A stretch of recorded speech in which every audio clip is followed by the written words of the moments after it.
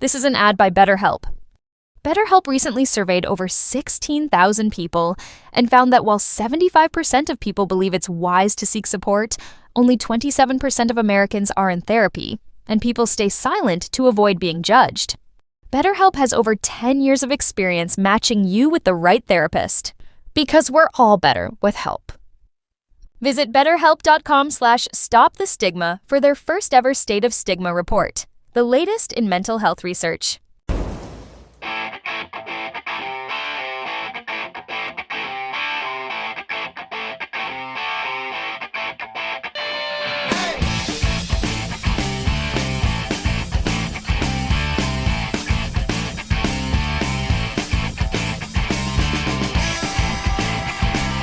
Well, another day here in paradise. The weather is dynamite, and just in time for the weekend, it looks like we're going to get some rain coming in. So that's kind of the way the weekends have gone. But we'll talk to Alistair Alders about that tomorrow. I'll withhold my commentary on the weekend rainy weather until Alistair's in tomorrow. The Federal Privacy Commissioner, as have you heard all morning on our radio station, has launched an investigation into recent ransomware attack at Nova Scotia Power. This attack, of course, led to the theft of personal information belonging to at least 280,000 customers of the utility. Nova Scotia Power confirmed last week the hackers stole the data and have published it on the dark web. The Privacy Commissioner says the investigation is looking at steps the company has taken to contain the breach, notify its customers, and reduce risks such as fraud and identity theft. And isn't it sad that we have to have this advanced by a privacy commissioner, that the company would not be right out in front of this and on top of this and demonstrating to the public on a daily basis what they're doing, including coming on this show and talking to you and convincing everybody what that they are doing is adequate and why they are, and demonstrate what steps they have taken, what lessons they have learned, and what level of accountability they're willing to absorb here. But no, they run for cover, and they apparently did an interview on CBC television. But yeah, why not? Why not come on the show, Nova Scotia Power? Vanessa, can you reach out to them again today, please? She gave me the thumbs up. I think that it's unacceptable, at the very least, that they will not take to the airwaves and answer some of these tough questions. And I don't know how much good the Privacy Commissioner is going to do with this investigation, but it should push them a little more anyway. And I continue to receive a lot of emails on this, folks, and I'm going to continue to ask you to weigh in on it today.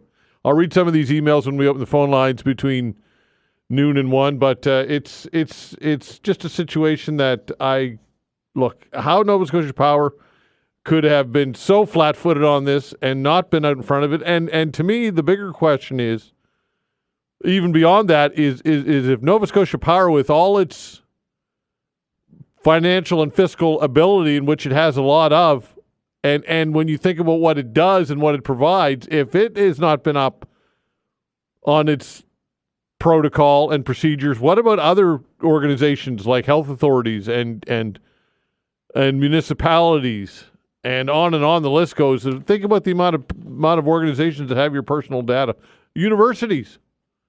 Universities, do you think that they have a lot of money invested in this type of thing? I would bet not, yet their personal information would be very wide on students.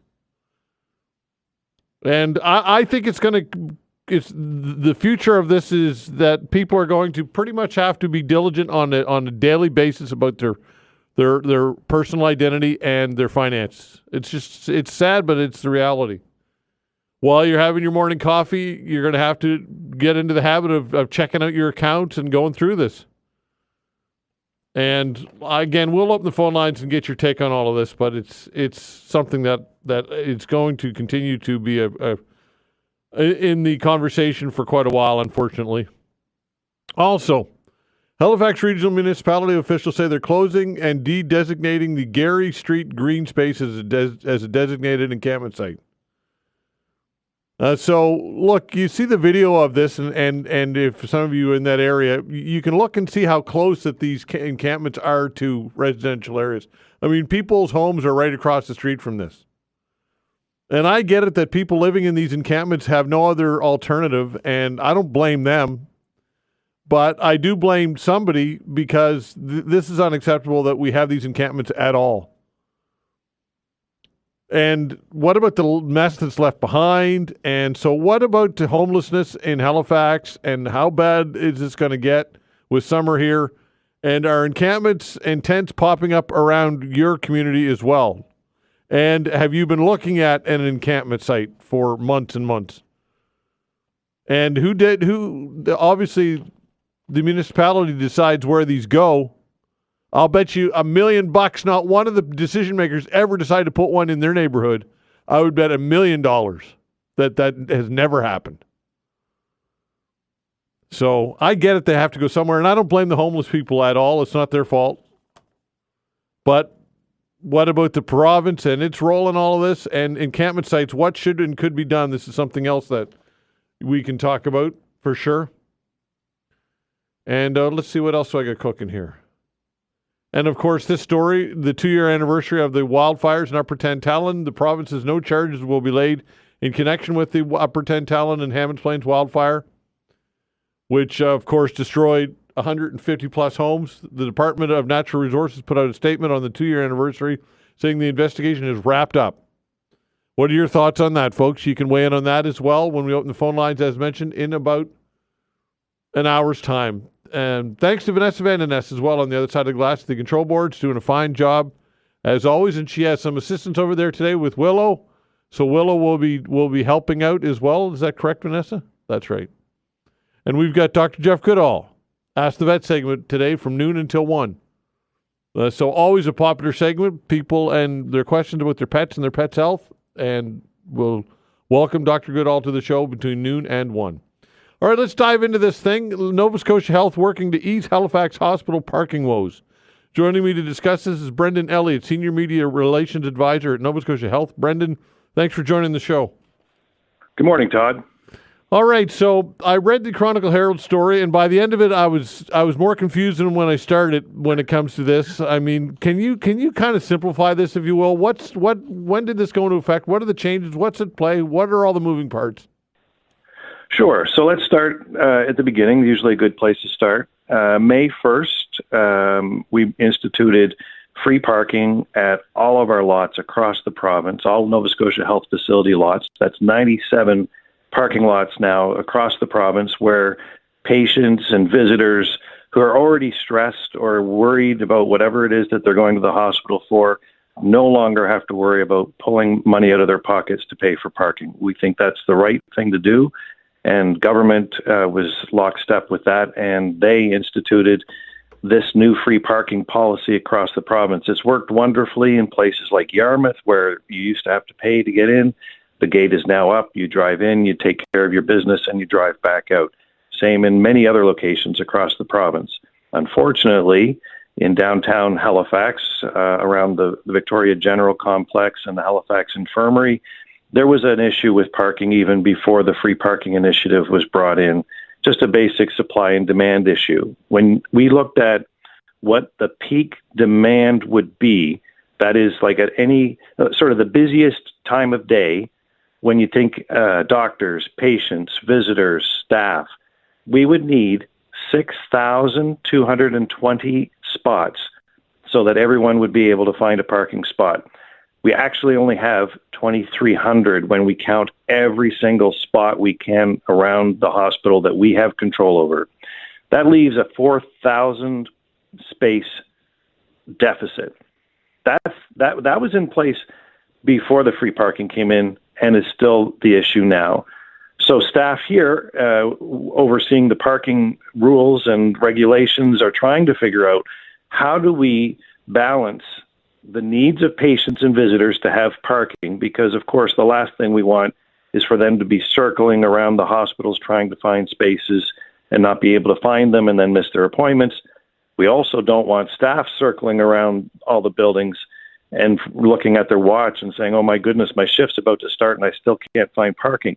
So we are doing our best to try and take those 2,300 total parking spots and make sure that there's enough there for patients and visitors and enough there that we can provide some parking for staff. Well, it doesn't seem to me that the math is going to work in your favor here. We're doing our best, Todd. I'll tell you, we're coming up with all kinds of creative ideas, some solutions that we're looking at. Bottom line is, you're right, there just isn't enough parking for everybody downtown, whether you're a patient or staff. So the priority in the beginning when this initiative was announced by government when it comes to free parking is we wanted to make sure that anyone who didn't have hospital business wouldn't see this as a great opportunity for them to give up their monthly parking lease downtown and try and use these free parking spots. So we wanted to discourage people that didn't have hospital business from using these lots. And so what we did was, when you couldn't prove you were going to the hospital for either as a patient, a visitor, or a staff member, we wanted you to have to pay enough that it would be discouraging for you to use those lots. So they wouldn't be free. So someone wouldn't think it's a free-for-all, that, okay, I work downtown, but hey, I heard that there's free parking now at the hospital lots. So we instituted a $6 an hour, which is double what it previously was, $6 an hour with no daily cap for people who didn't have any business at the hospital. We recognized, obviously, that with staff and visitors and patients, we already had a crunch. We didn't want to add more of the demand by having people using the lots that shouldn't have been. But what we found was there was an unintended consequence of opening up the daily limit, which was $14.50. We just said there would be no max because we really wanted to discourage people from downtown using those lots that weren't there for the hospital. But what we found was there were staff that were parking in areas that they weren't supposed to, and were just biting the bullet and saying, you know what, I have no other choice. I'll pay the $14.50 maximum for the day and use these spaces that weren't intended for me. They were intended for patients and visitors. But when we lifted that cap, there were some staff who ended up actually having to pay way more than the $14.50, which we didn't want. That's not the intent of the policy change. So we have now adjusted that so that if you're staff and you show your staff ID, you'll go back to paying the $14.50 max, no matter how much, no matter how long you're staying in those spots that you're not supposed to. You're right, Todd. This is all very confusing, but I want to say that the newest thing we've done is we've introduced 175 new spots for staff that are going to be free in both the VG and HI, Halifax Infirmary, Summer Street Parkade combined. So we've got 100 free spaces for staff at the Summer Street Parkade. We've got 75 free spaces at the VG main lot, first come, first serve for staff that is free.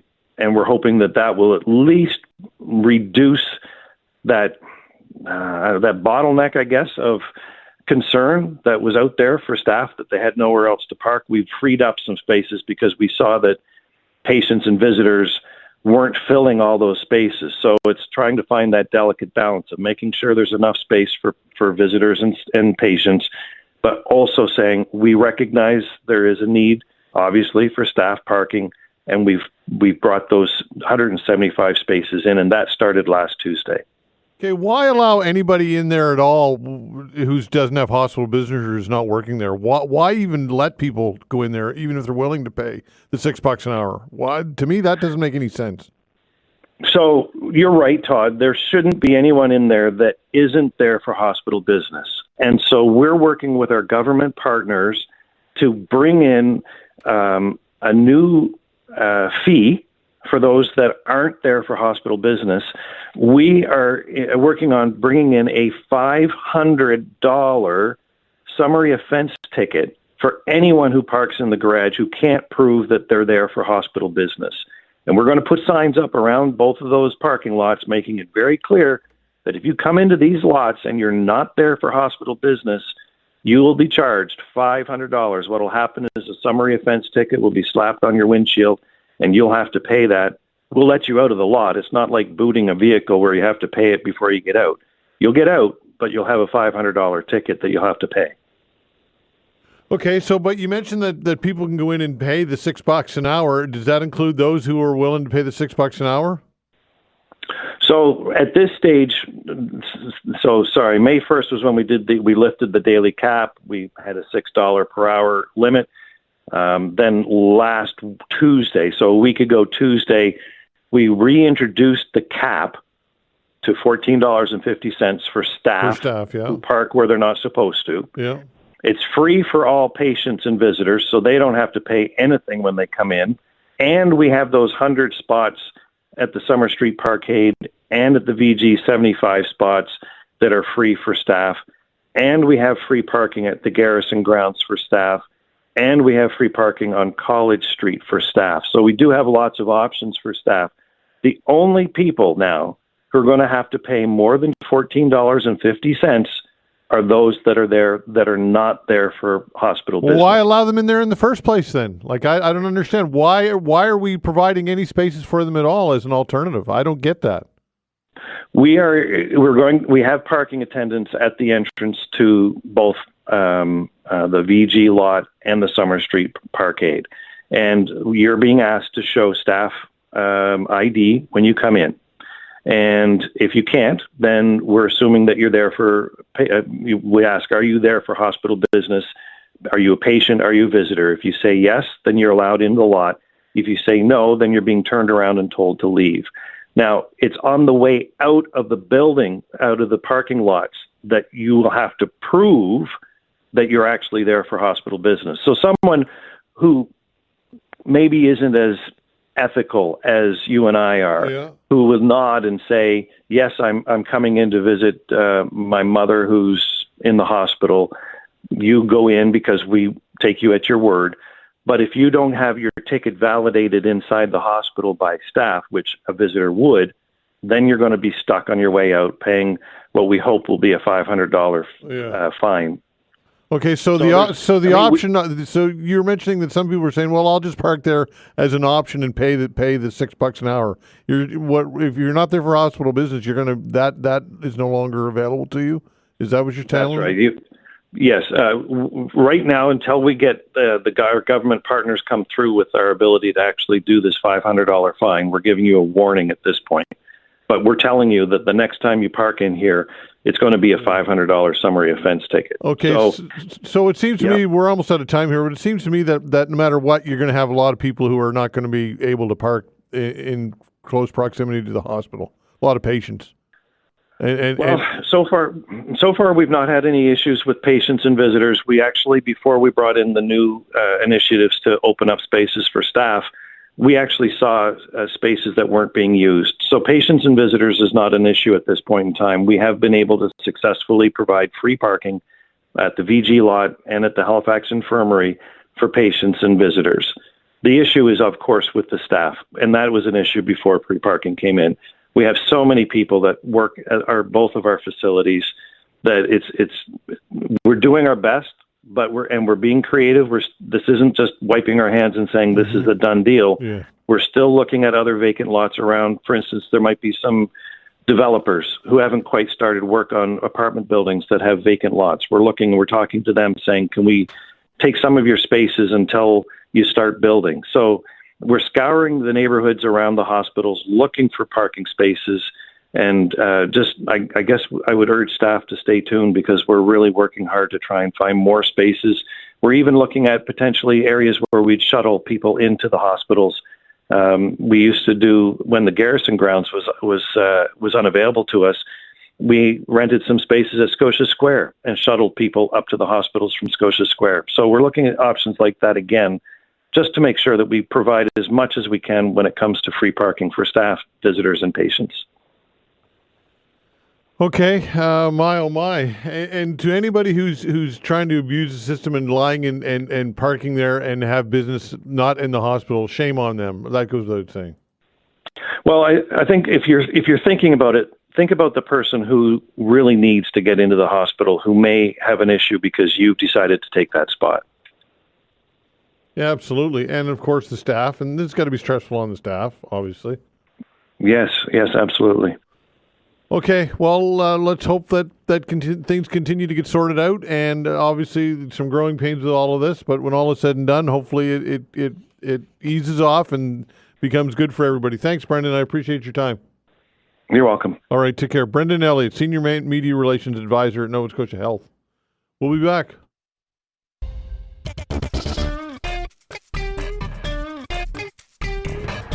All right, so with 2-year anniversary of the wildfires, of course, here in Nova Scotia and out west right now, they're going through their own version of this. Some 17,000 people in Manitoba have had to evacuate as the province is under a state of emergency because of wildfires. The fires are mainly in the remote north, and the evacuations are affecting several communities and First Nations. Prime Minister Mark Carney has agreed to send in the military for evacuation flights to Winnipeg as soon as possible. Meanwhile, in northern Saskatchewan, 3 First Nations have also declared a joint state of emergency in response to escalating wildfires. Residents of Red Earth Creek, Alberta, have been asked to leave this morning and take shelter at a recreation center nearby. So devastation. And we saw this play out last year in Jasper. You'll remember, and seemingly these incidents. Well, look, how more frequent are they? Some would debate that these things have always occurred, and that it's not climate change. Of course, most climate scientists and people who study this type of thing would tell you that they're happening more frequently.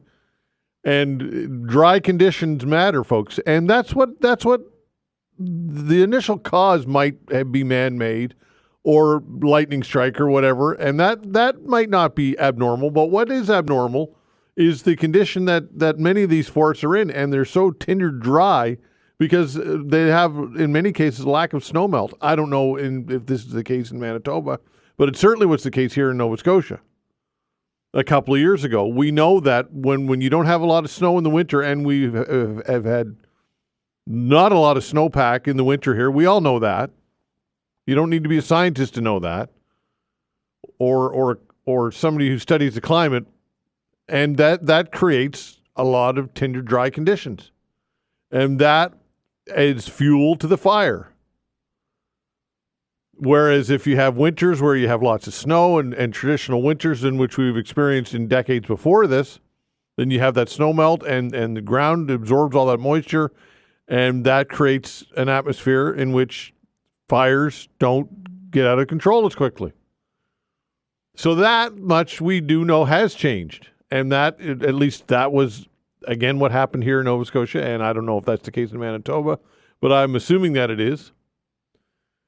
Anyway, it's a tough situation, and it's difficult for sure. American President Donald Trump has hit a major league barrier for his plan to realign global trade.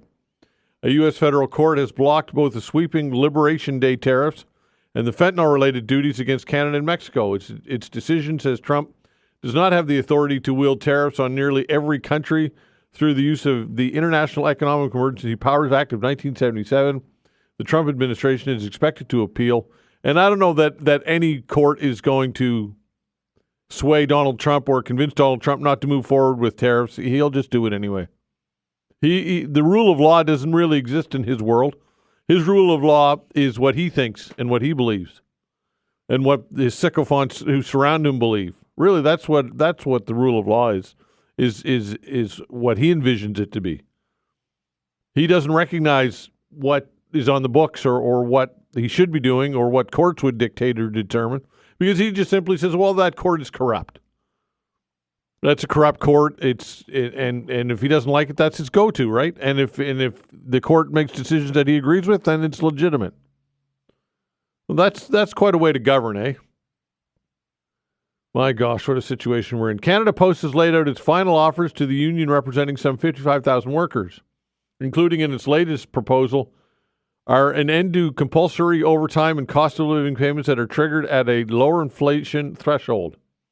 A major disruption was averted last week after the union backed down from a walkout and opted instead for an overtime ban that remains in effect. The company has been warning of delays as the labor dispute continues. And look, I don't know exactly where the public opinion weighs on this or falls on this, but my feeling is that people are tired of this whole thing in general, especially considering that we just went through this with Canada Post recently over Christmas time. And I think the appetite for another work stoppage by Canada Post, a full-fledged work stoppage, is not good. And I think that whether it's justified or not, I think that the union would probably be the brunt of people's anxiety and and concern about all of this. I don't think the company, and look, there's blame to go around on both sides of this, for sure. But I think the low-hanging fruit are the union members. People, I think, would take shots at the union more so than the company. And I don't think the union wants to strike because I think perhaps they realize that. But maybe they don't. I don't know. Anyway, research conference on aging, driving forward thinking at Mount St. Vincent University. We'll discuss this when we come back. Thanks.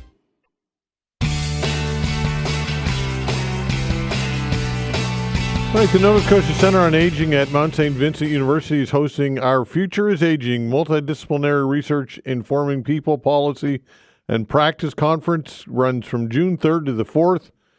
And at the Mount, joining us to talk about all of this is Dr. Janice Keefe, Director, Nova Scotia Centre on Aging. Dr. Keefe, thanks for joining the show. We appreciate your time, of course. Oh, thank you very much for having me. You got it. So, look, it goes without saying that this issue is pretty big and pretty important, and the aging demographics would tell us that, right? We are, and I am 56 years old, so I mean, I'm on the shadows of all this as well, and more of us are. So this is important stuff, right? Oh, it's very important stuff. And, it's going to be a fabulous conference. We've got all kinds of, I think we had over 75 different presenters from across Atlantic Canada, but also all across the Canada and some from overseas. So really great research going on, information that's going to be shared. It's so important because our population is changing. We have a lot more older people than we used to. Yeah, that's right. And like I said, I'm entering that category of the fades of my life as well. So that's so all. Am I. Well, there you go. That's all right. That's all right. So what are some of the key important factors here? What are some of the key discussions that are going on? Yeah, for sure. So we're one thing I do want to mention for your listeners is that there's a free public event on the Monday night, which is June the 2nd, and it's on really talking about the navigating the next 50 years. It's really setting the stage because we're living so much longer. It's not unheard of for people to be in their 90s, right? And so, but we often have not planned for that in terms of our finances, in terms of our social, et cetera. And so you're only in your 50s, really we should. It's not. It's a changing narrative, and so if people are interested in either joining us in person or coming online to the public lecture, they're welcome to do that. Just Google us. The Future is Aging is the name of the conference, and you can find out about the public free lecture. Okay. The conference starts the next morning. It's a 2-day conference. We just have a wide variety of presenters. We have someone coming in from the U of T that's going to talk about artificial intelligence and what that is, how that may both support aging in place, but also what are some of the perils of that in terms of getting older. We have an outstanding keynote with Dr. Anne Martin Matthews, who was the scientific director of the Canadian Institute of Health Institute on Aging, and she's going to talk about challenges and opportunities in terms of our aging population. I mean, we've known that this baby boomers were going to enter into the 65 plus for many, many years, but now we're here, right? And so what have we learned? What do we still need to learn? Okay, you mentioned AI and you mentioned perils, and kind of drill down a little bit more into the AI. Yeah, for sure. I mean, sometimes when we think about some of the opportunities with technology to remind us of things, the Alexis's and also the smart homes in terms of locking doors and keeping when you need things in the refrigerator or whatever. So there's lots of different opportunities related to that, and even in terms of health and, some of the diagnosis of health-related items, but then there's the perils, right? How good is this information?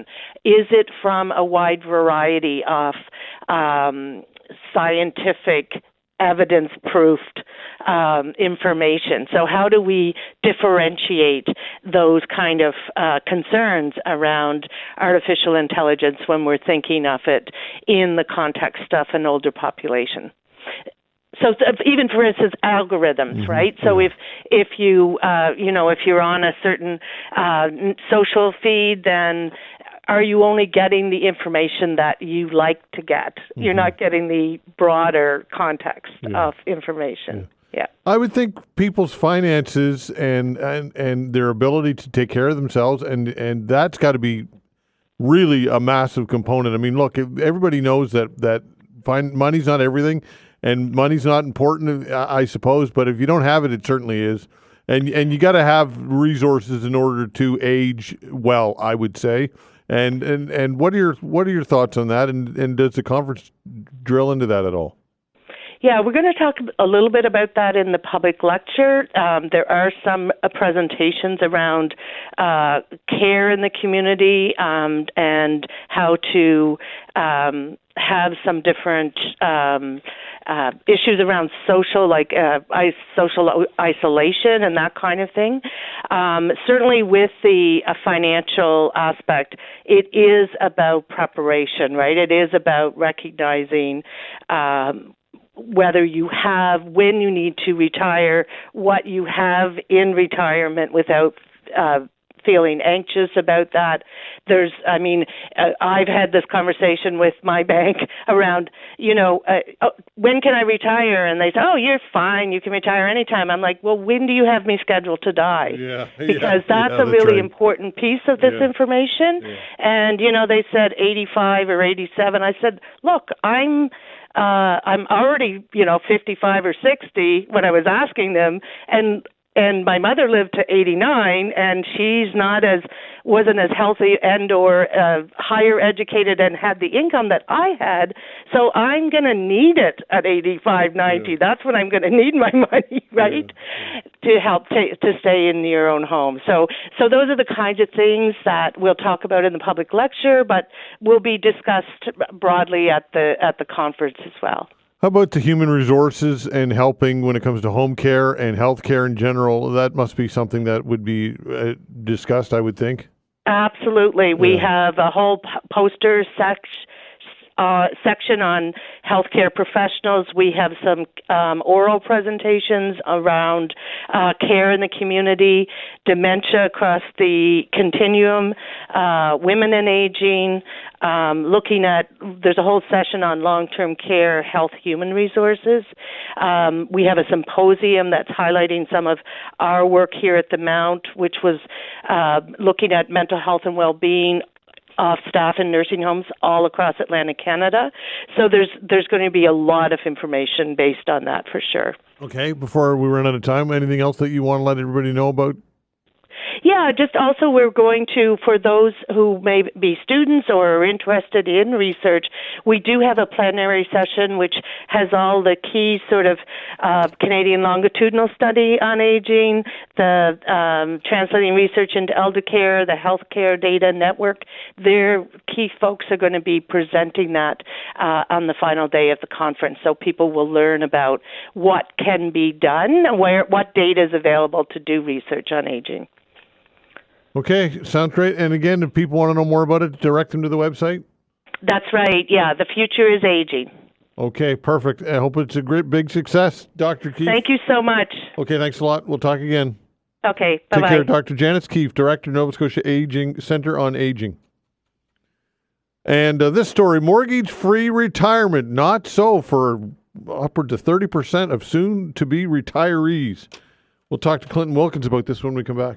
Facts.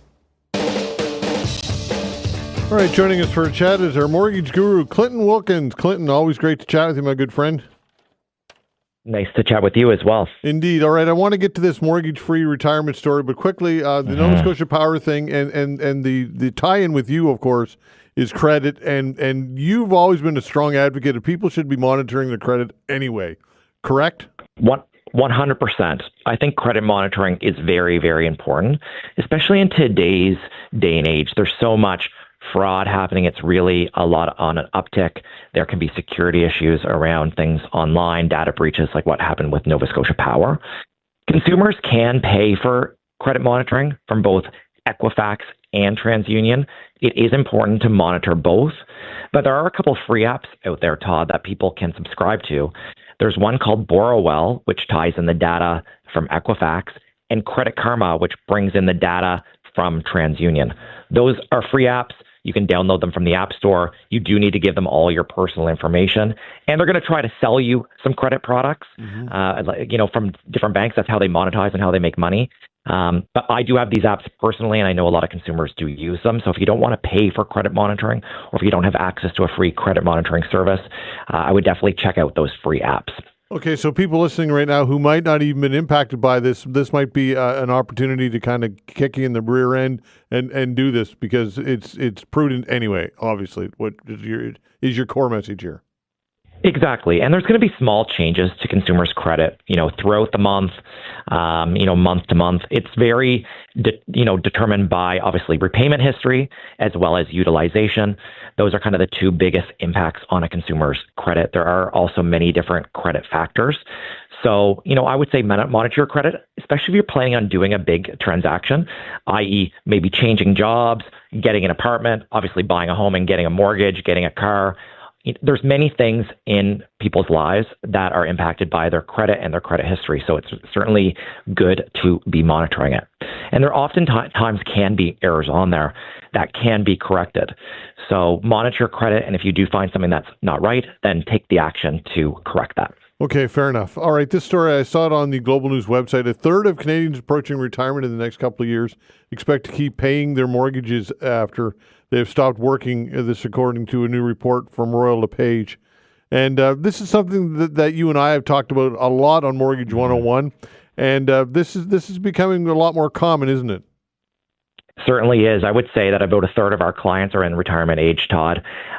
Many consumers, the biggest asset that they have is their home.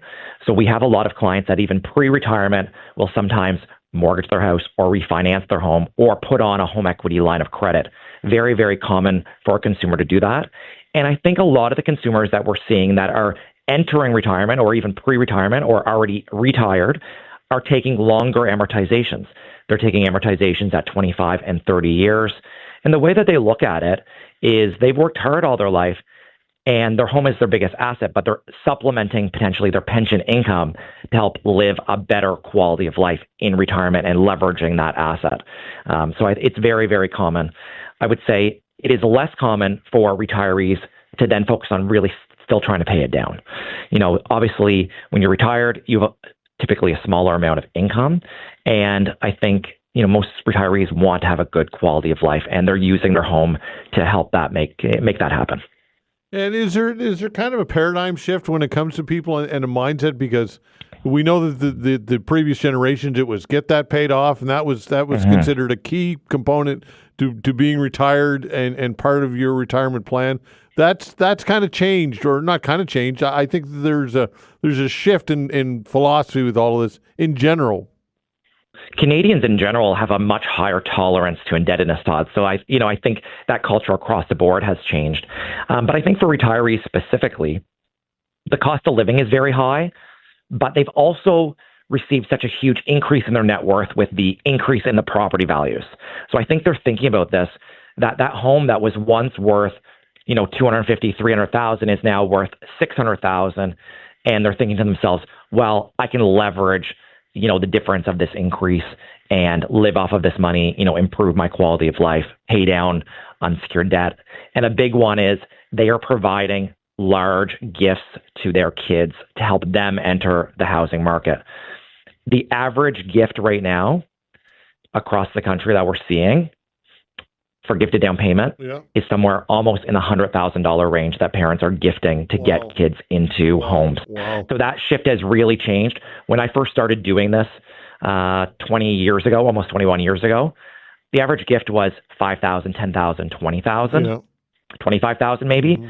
But there's been a major shift in the last 5 years with family gifts and helping kids get into the real estate market. And oftentimes the kids need these size of gifts to be able to qualify, Todd. That's the biggest challenge because the real estate prices have gone up quicker than the income from these consumers.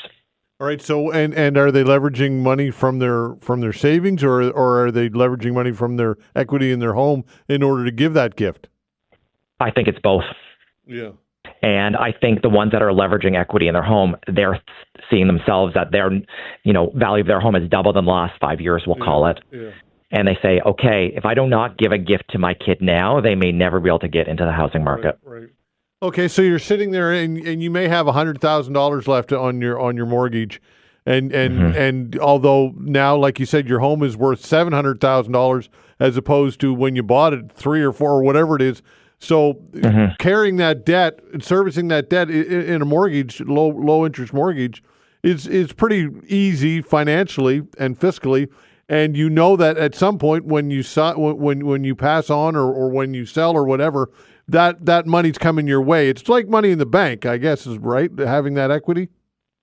It certainly is money in the bank for sure. And, there certainly has been a big uptick in reverse mortgages as well. You always hear about the Canadian Home Income Plan, and that's, that historic one that you remember the commercials and seeing them on TV. It's a great way for retirees to be able to leverage the equity in their home and supplement their income. And, really putting a mortgage on the home, whatever style it is, whether it's a HELOC, a reverse mortgage, or traditional mortgage financing, the real goal is to keep people in their homes, Todd. Yeah. And this cost of financing is a lot less than the cost of rent. A 2-bedroom unit in Halifax, the average rent is around $2,500. And the cost of borrowing for all of these products, obviously depending on how much they're drawing down and how much they're borrowing, is typically a lot less than $2,500. So the way I think consumers are seeing it is, hey, I can leverage my home for whatever reason the outcome needs to be, but the actual cost to service that debt is a lot less than paying rent. Yeah, what are your thoughts on kind of this generational divide, almost generations being pitted against each other, those that have equity in homes and those who don't and on the outside looking in? What are your thoughts on kind of that generational divide that we're seeing in this country right now? Well, I think it's the biggest generational wealth transfer is what we're seeing right now, Todd. The boomers are passing away and passing their net worth down to their kids. It's going to be interesting to see what happens with the next generations because obviously the culture is changing. But even when we're thinking about things like multi-generational housing, that was very popular, then it became unpopular, and now it's becoming popular again, obviously just due to the cost of housing and the cost of really just operating a household in today's, economic situation. So I think there certainly is a shift around that culture, and it'll be interesting to see what happens again in another 25, 30 years. Yeah, and in general here in Halifax, the trend is what when it comes to the housing market is you've often said on the show, and you talked about it, that you feel as though that we've not been in a bubble here in Halifax. That Halifax is not in that circumstance that's been described in Toronto and Vancouver, in particular the condo market. So you still feel that way? I 100% feel that way. The market's stronger than it ever has been here in Halifax. Our number one issue, Todd, though, is still supply. Yeah. We are not having enough listings, and there's too much demand in the marketplace. So we're still in that seller's market. And, I think part of it was, we said this before, the little old lady and the little old man that really do want to sell their home for whatever reason. Mm-hmm. They didn't have another home to go to. Right. But now we're seeing more and more apartment starts. And I think when we see more of these online, it's going to help us rebalance the resale market in terms of homes, but we still need to really be working with all levels of government to get those shovels in the ground and get more housing starts going. And it's all types of housing that we need. Yeah, for sure. All right, Clinton, always great, my friend. Appreciate it. Look forward to chatting for our Teeing Up a Mortgage 101 in June. Thanks, my friend. Excellent. Thanks, Todd. Okay, Have pal. a great day. Take care. Clinton Wilkins, our mortgage guru. All right, what is on your mind today, folks? We got we have an open hour and want to hear from you. The way to reach us, of course, you know the drill, is 902-405-6000. Again, 902-405-6000. I'm receiving a number of emails from people, from listeners who are very concerned and continue to be concerned about what's happened with Nova Scotia Power and the cyber breach. And I'll read at least one or two of these emails after the break, but I think that it's important that we continue to have this conversation. And we can't let our foot off the gas when it comes to applying as much pressure as we can on the company to be more transparent and to do what is right. The Federal Privacy Commissioner has launched an investigation into the recent ransomware attack at Nova Scotia Power, which is good. I applaud the Commissioner for doing so. The Privacy Commissioner says the investigation is looking at steps the company has taken to contain the breach, notify its customers, and reduce risks such as fraud and identity theft. So again, I want to hear your stories. I want to hear your concerns about all of this, folks.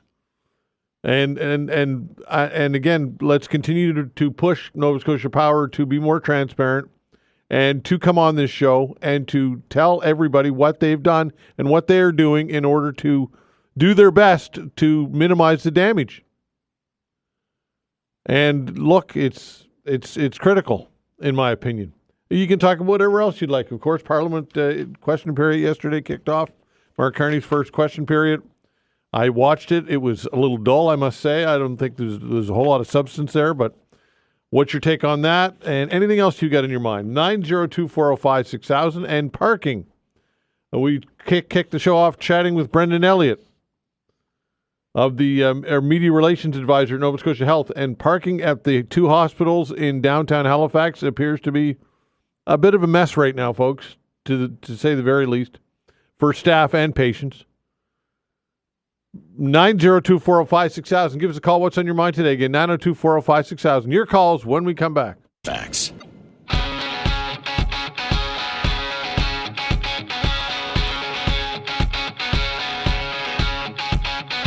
All right, so taking your calls, 902-405-6000. That is the way to reach us. Again, 902-405-6000. What is on your mind today? Again, 902-405-6000. A couple of things that are at the top of my mind, of course, is the ongoing issue with Nova Scotia Power and parking at hospitals here in HRM. And I'll tee up both of those with an email on each. And again, give us a call at 902-405-6000. David says this via email on Nova Scotia Power. Says, I believe that most customers affected by this breach of security feel that 2 years of credit monitoring is a slap in the face of taxpayers who foot the bill for every expense Nova Scotia Power has or will ever have, including their management bonuses for getting more and more rate increases. I believe that taxpayers should have a legal recourse for this incompetence in the form of a class action lawsuit on behalf of all Nova Scotians. If you have information regarding such a move or have an opinion about it, I'd like to hear from you and your callers on the show. Surely this would be a way to see that Nova Scotia Power is truly held to account. And we will talk to Wayne McKay about this, law professor emeritus at Dalhousie University, tomorrow. Or no, Monday. I believe it's Monday. Yeah, Monday. And I'll ask him what his thoughts are on the possibility of something like that. I don't know if legally that makes sense or if there's a legal precedent for this type of thing. But again, we will continue to apply as much pressure as we can through this show in order to improve accountability and transparency from Nova Scotia Power. Of course, the Federal Privacy Commissioner has launched an investigation into this ransomware attack at the utility. And the questions they're asking is, what did the company do to contain the breach, notify the customers, and reduce risks such as fraud and identity theft? So again, I want to hear from you folks if you've been impacted by this and if you're concerned by this and what your thoughts are on all of this. 902-405-6000. Also parking and the Halifax Infirmary, the QE2, and the VG, of course. The government has made the move to have free parking at the hospitals, but like anything, whenever you introduce something like this, sometimes you don't think it through properly, or if they did, it doesn't appear as though they have, or they didn't anticipate some of these challenges. Now, in communities like Yarmouth and some outlying communities, most other communities, it's worked well because you don't have the congestion of a downtown like Halifax has. So it's not been an issue. But in Halifax, they are woefully short, according to the chat that I had with the spokesperson for Nova Scotia Health, Brendan Elliott, to kick off the show. They're woefully short of the spaces that they need. We're talking 6,200 spots at peak is what they need for staff and patients and visitors who are visiting patients, and the capacity is around 2,300.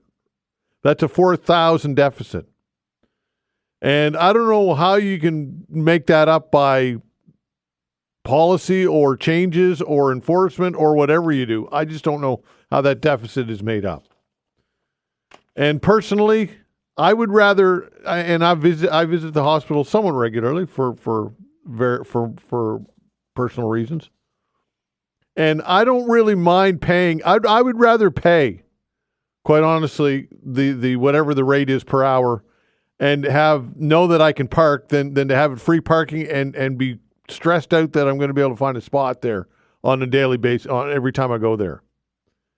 I really would. I would rather just okay, you charge me what you're going to charge me with the rate is. I'd rather pay the $5-6 and know that I'll be able to find a spot in the parkade than to say, well, it's going to be free, but I'm probably not going to find a spot because people are abusing the system and everybody is parking there for free, trying to rip everybody else off and trying to scam the system to save a few bucks so they don't have to pay to park and do their business elsewhere.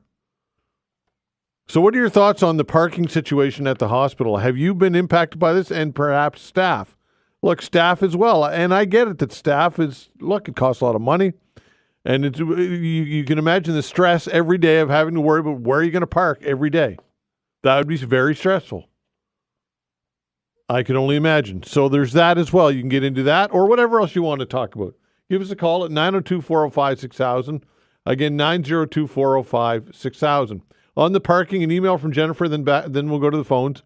Jen says, use some technology to manage the parking, like QR codes issued to patients who have appointments. They can be scanned by a machine upon entry to the lot. Same for staff. Put a QR code on their badge. For people visiting patients, if they can find parking after staff and patients have theirs, they get the parking stub validated inside. If they don't have it, pay a large amount to get out.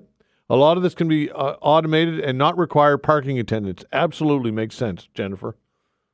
Why not? I think you make a lot of sense right there.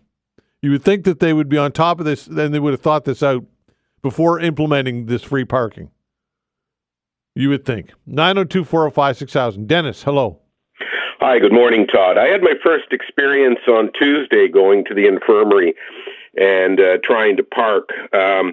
It's very vague, it's frustrating, it's confusing, and nobody seems to be informed inside the hospital, or at least the people that I talk to. So, first of all, I go in. The only spot I can find, and I'm not going to risk going any further because I've heard all the stories, it says fuel-efficient cars only.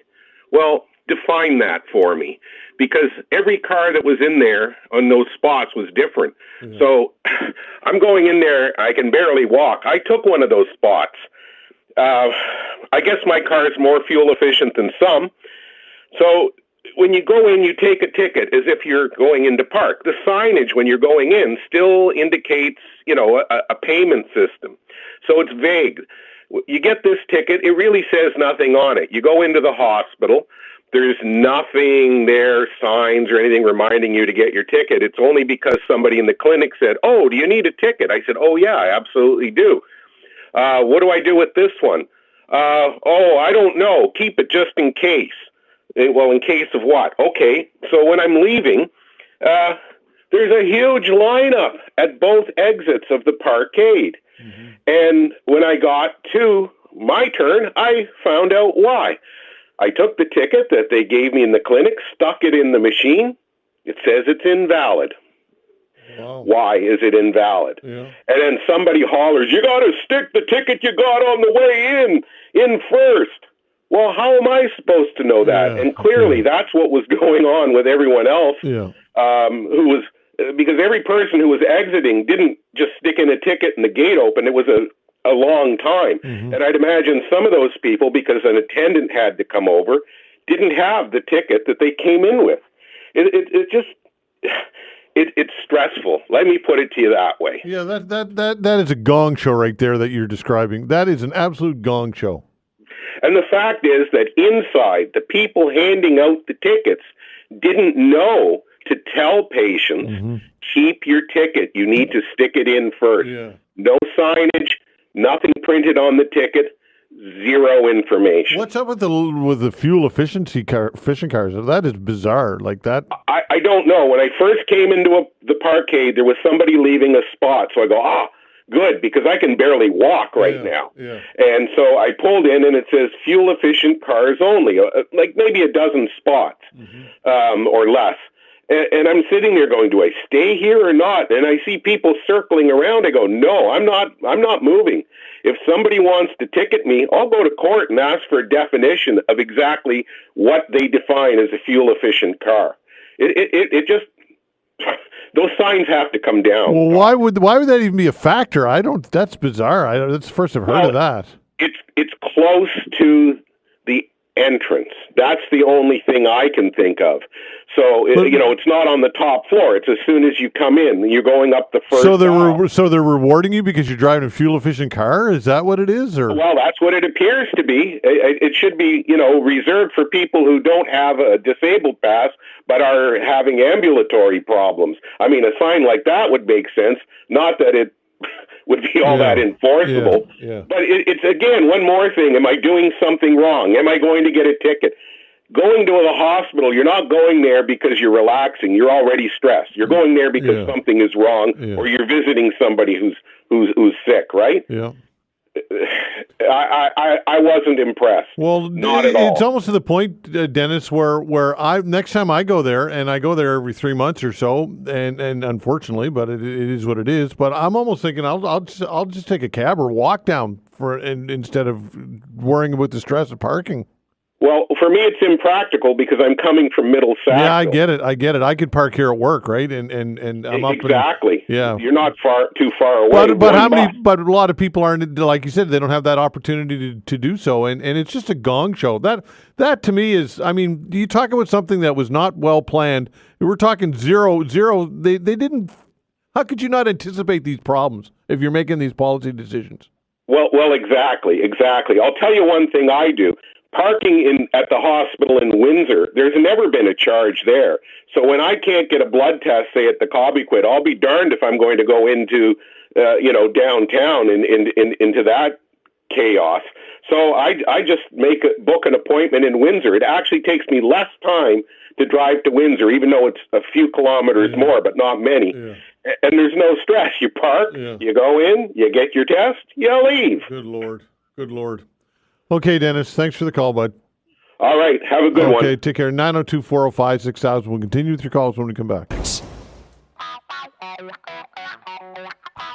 All right, continuing with your calls. When it reaches 902-405-6000. Again, 902-405-6000. Perhaps some of you might want to continue to talk about the parking woes at the two hospitals here in HRM, or you can discuss the Nova Scotia Power privacy breach or whatever else you want to get into.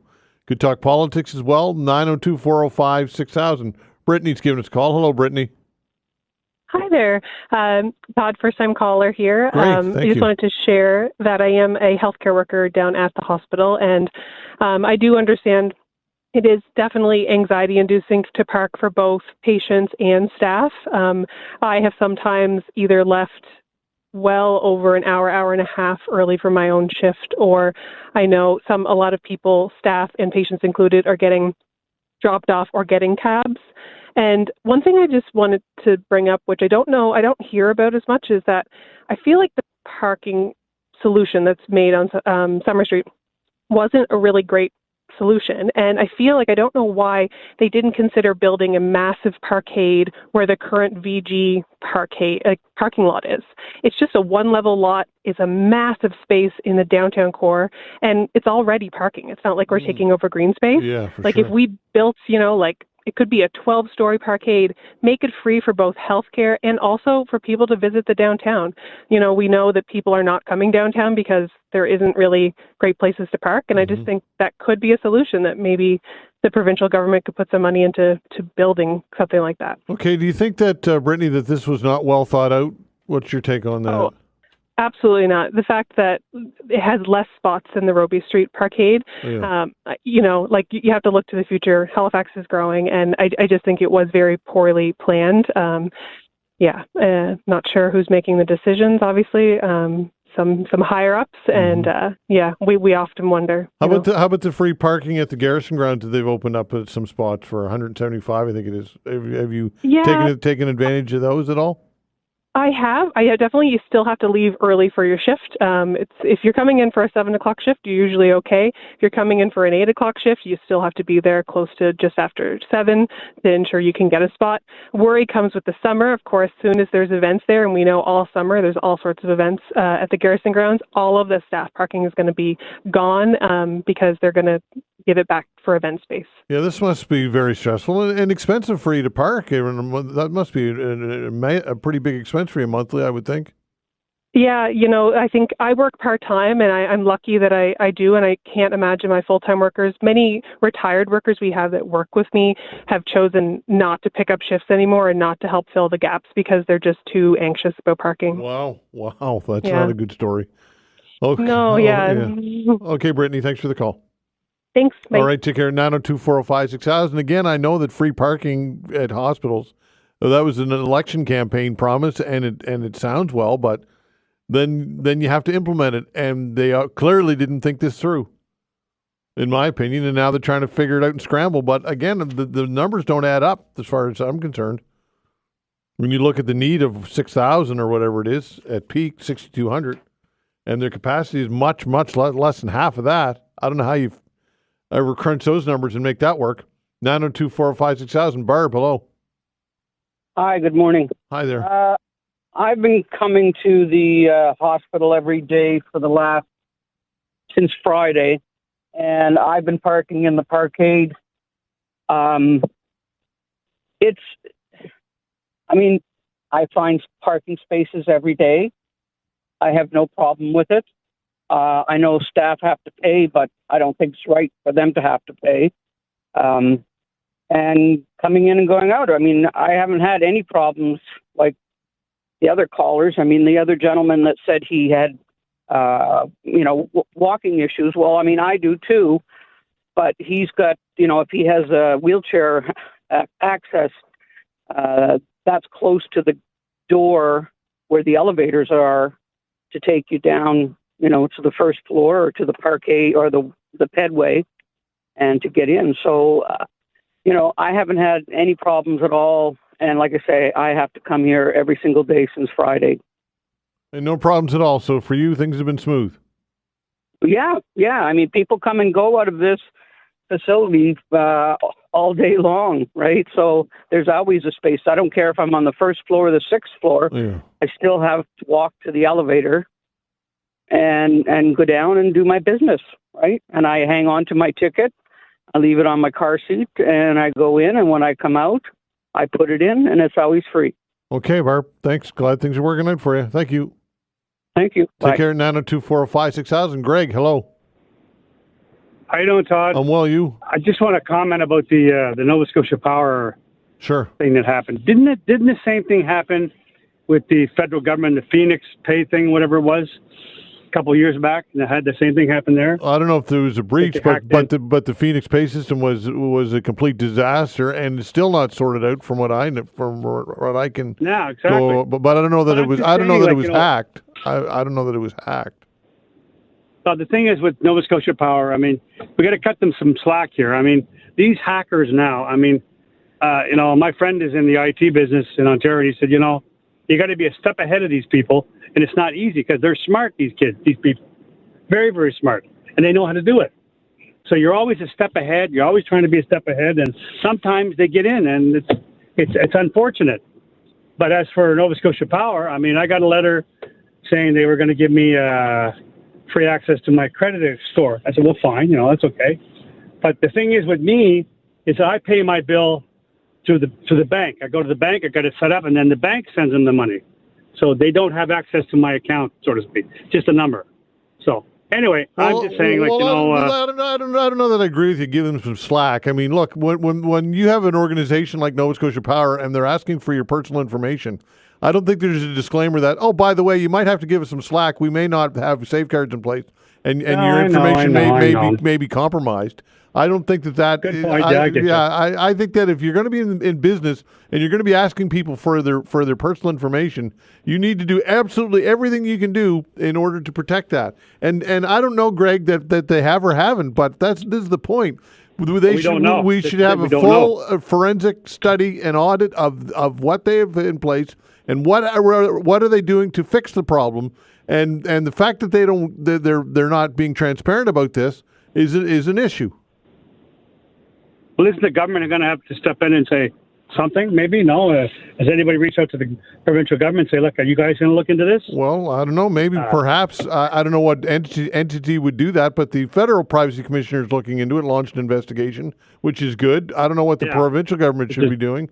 But no, Greg, I don't give them any slack. I don't give them slack. No, I know. But I mean, the thing is that, whether we like it or not, they're here and we need Nova Scotia, we need electricity, and it's services that we need. But I agree with you, though. It should be where we should be able to feel safe and doing this stuff. And in this day and age, that's not happening much. Yeah, that's right. And, but I like the fact, I hope that you'll be able to get somebody on from Nova Scotia Power to come in and talk. But you think that's going to happen? Well, we'll try. We'll continue to try. That's all we can do is ask, Greg.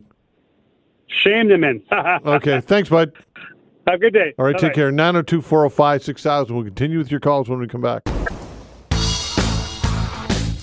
All right, 902-405-6000. Again, 902-405-6000. David says this via email parking. He says, my partner has been in Dartmouth General Hospital since last Friday. I've visited every day, several times on many days, and have had no problems with parking. People going to these facilities need to look around and educate themselves on what is required of them. It's really not difficult. David, I'm glad that you've had a good experience, but Dartmouth General is not the VG or the QE2, and I think that that's a different animal altogether, but I take your point. 902-405-6000, that's the way to reach us. Again, 902-405-6000. Hey, Bill, this is something that you bring up regularly, so there you go. What's your take on this parking situation? Well, a lady stole my thunder. She got in on the head of me. The apartment, she said about the parking. Now to start building up more parking there.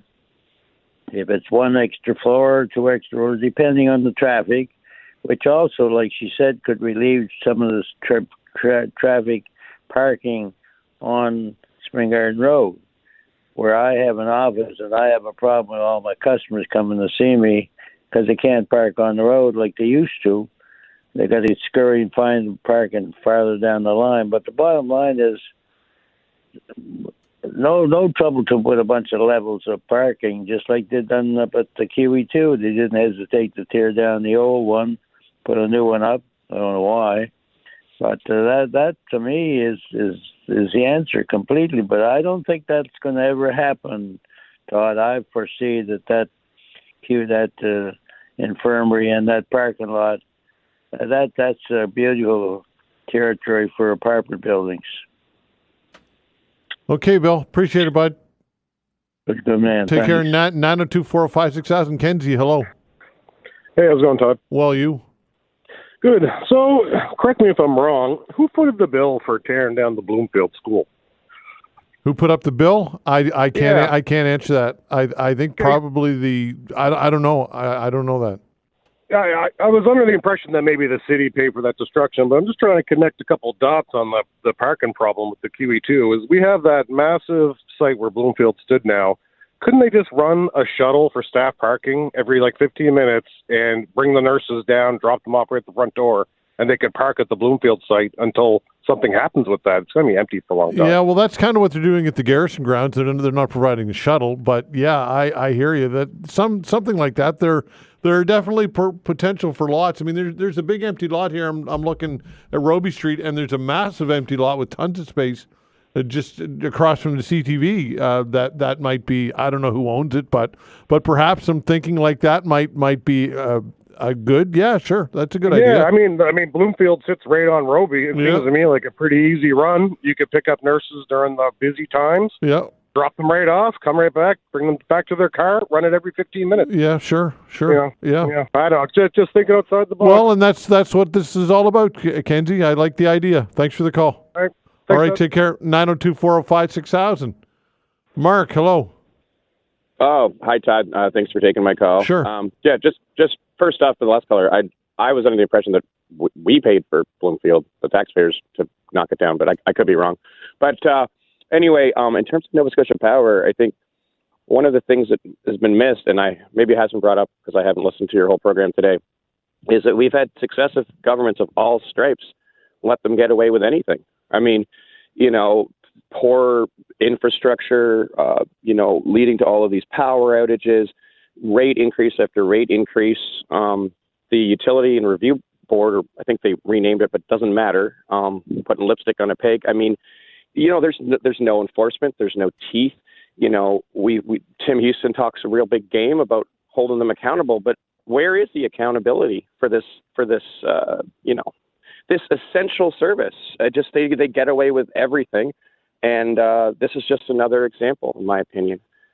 Yeah, I agree. And again, I just think that we need a plan. What is the plan? What have they done proactively since this cyber breach in order to beef up their systems? What are they doing? How much are they investing? I think that we as ratepayers should have the right to know that. Absolutely. 100%. And I got the letter, and it's just, They're saying, we don't believe, I don't remember the exact language, we don't believe that we don't, or what is it? We can't confirm, I guess it was, that your information was breached. I'm supposed to believe them? Yeah. Like, how can anybody believe anything they say at this point? It's just been decades of just poor management. I would go so far as corruption, at times, and it's just a sad state of affairs. Anyway, thanks for taking my call. Mark. I appreciate it. All right, take care. 902-405-6000. Accountability and transparency is what we're looking for here, folks. That is what we're looking for. Simple as that. Kathy, hello. Hi. Yes, thanks for taking my call. Sure. Regarding Nova Scotia Power, just as your other caller had said, I find that it's a lack of accountability and a very laissez-faire attitude, like too bad for you almost. And now what do we do? I mean, there's no list of protocols that we can even do. I talked to our bank and they said, well, you might want to close your account and open another one. I mean, who knows? But isn't there a way they can find out whose information has been put on the dark web? I know I don't want to go on the dark web. That terrifies me. Yeah. But I mean, somebody's information is up there. Is it mine? I have no idea. Yeah. But I mean, it's just really taking a lot of time, and it just seems like a sort of in-your-face, here's the letter, you've been compromised, and then we apologize, and that's it. So I think there's a lot more they can be doing. And, some people are paying so much for their power, well, we all are, that some people decide, well, I'll buy my groceries or I'll buy my power. And that's the situation for many people in Nova Scotia with, the rates and with the challenges people are facing economically, with housing. So I think they need to step it up and do a hell of a lot more and show that they are even the slightest bit concerned about the consumer and their customer. Yeah, the other thing, Kathy, as well is that you can say change your bank, but with CRA if you get a direct deposit, your payroll and Lord knows what else. So that's a massive inconvenience to have to go change your account number or a bank account. I'm not saying that you shouldn't do it, but it's a pain in the rear end, right? Oh, absolutely, and not to mention they still have your SIN number. They can that's still, right. That's right. They can still steal your identity, sure, and ruin your credit and God knows what else. So yeah, you're absolutely right. So answers would be nice. Yeah, absolutely. Thanks, Kathy. Thank you. All right, take care. 902-405-6000. That's the way to reach us. Again, 902-405-6000. Let's talk to Mike. Hello, Mike. Todd, how are you doing, my friend? I'm well. You? Not bad. I'm the one that's calling from Manitoba. Oh, great. And like I told Vanessa, I'm in the where I'm at. This fire does not affect me, but we got a lot of forest fires out here, Todd. But the reason I'm calling you for is I'd like to thank Nova Scotia lands and forest firefighters going to go to Saskatchewan. I can be in Saskatchewan like an hour. I'd like to thank Nova Scotia for sending the firefighters to Saskatchewan for this forest fire. Yeah, absolutely, for sure. So you're not impacted. Is that what you're telling me so far? I'm sorry? I said so you're not impacted. There's no fires in your vicinity. Is that correct? No, well, I'm in the municipality called Robin. Yeah. I normally don't say it, but I'm in the municipality called Robin. So this quick. This forest fires in the northern part of the premier's going to help get military, but I want to thank our premier. But why I'm sitting right now, no, it does not affect me personally. Okay. And I listen to I'm sorry. I listen to your show every day online. That's awesome, Mike. I appreciate it. And thank you, Todd. Thank you, Vanessa. Okay, bud. Take care. Okay, bye-bye. Take care. 902-405-6000. Hello, Kate. Hey, Todd. Thanks for taking my call. I'm just calling about Nova Scotia Power. Yeah. My husband's a software engineer, senior software engineer, and has always said to me, the second that your information is online anywhere, it's no longer yours. And it's tough to think about it that way because, my social insurance is my social insurance. The problem is that everything is hackable. Everything is hackable, especially with AI, because AI crawls and crawls and crawls until it figures out that hole. That's right. This is actually my third time with my information being given away. First with Sobeys.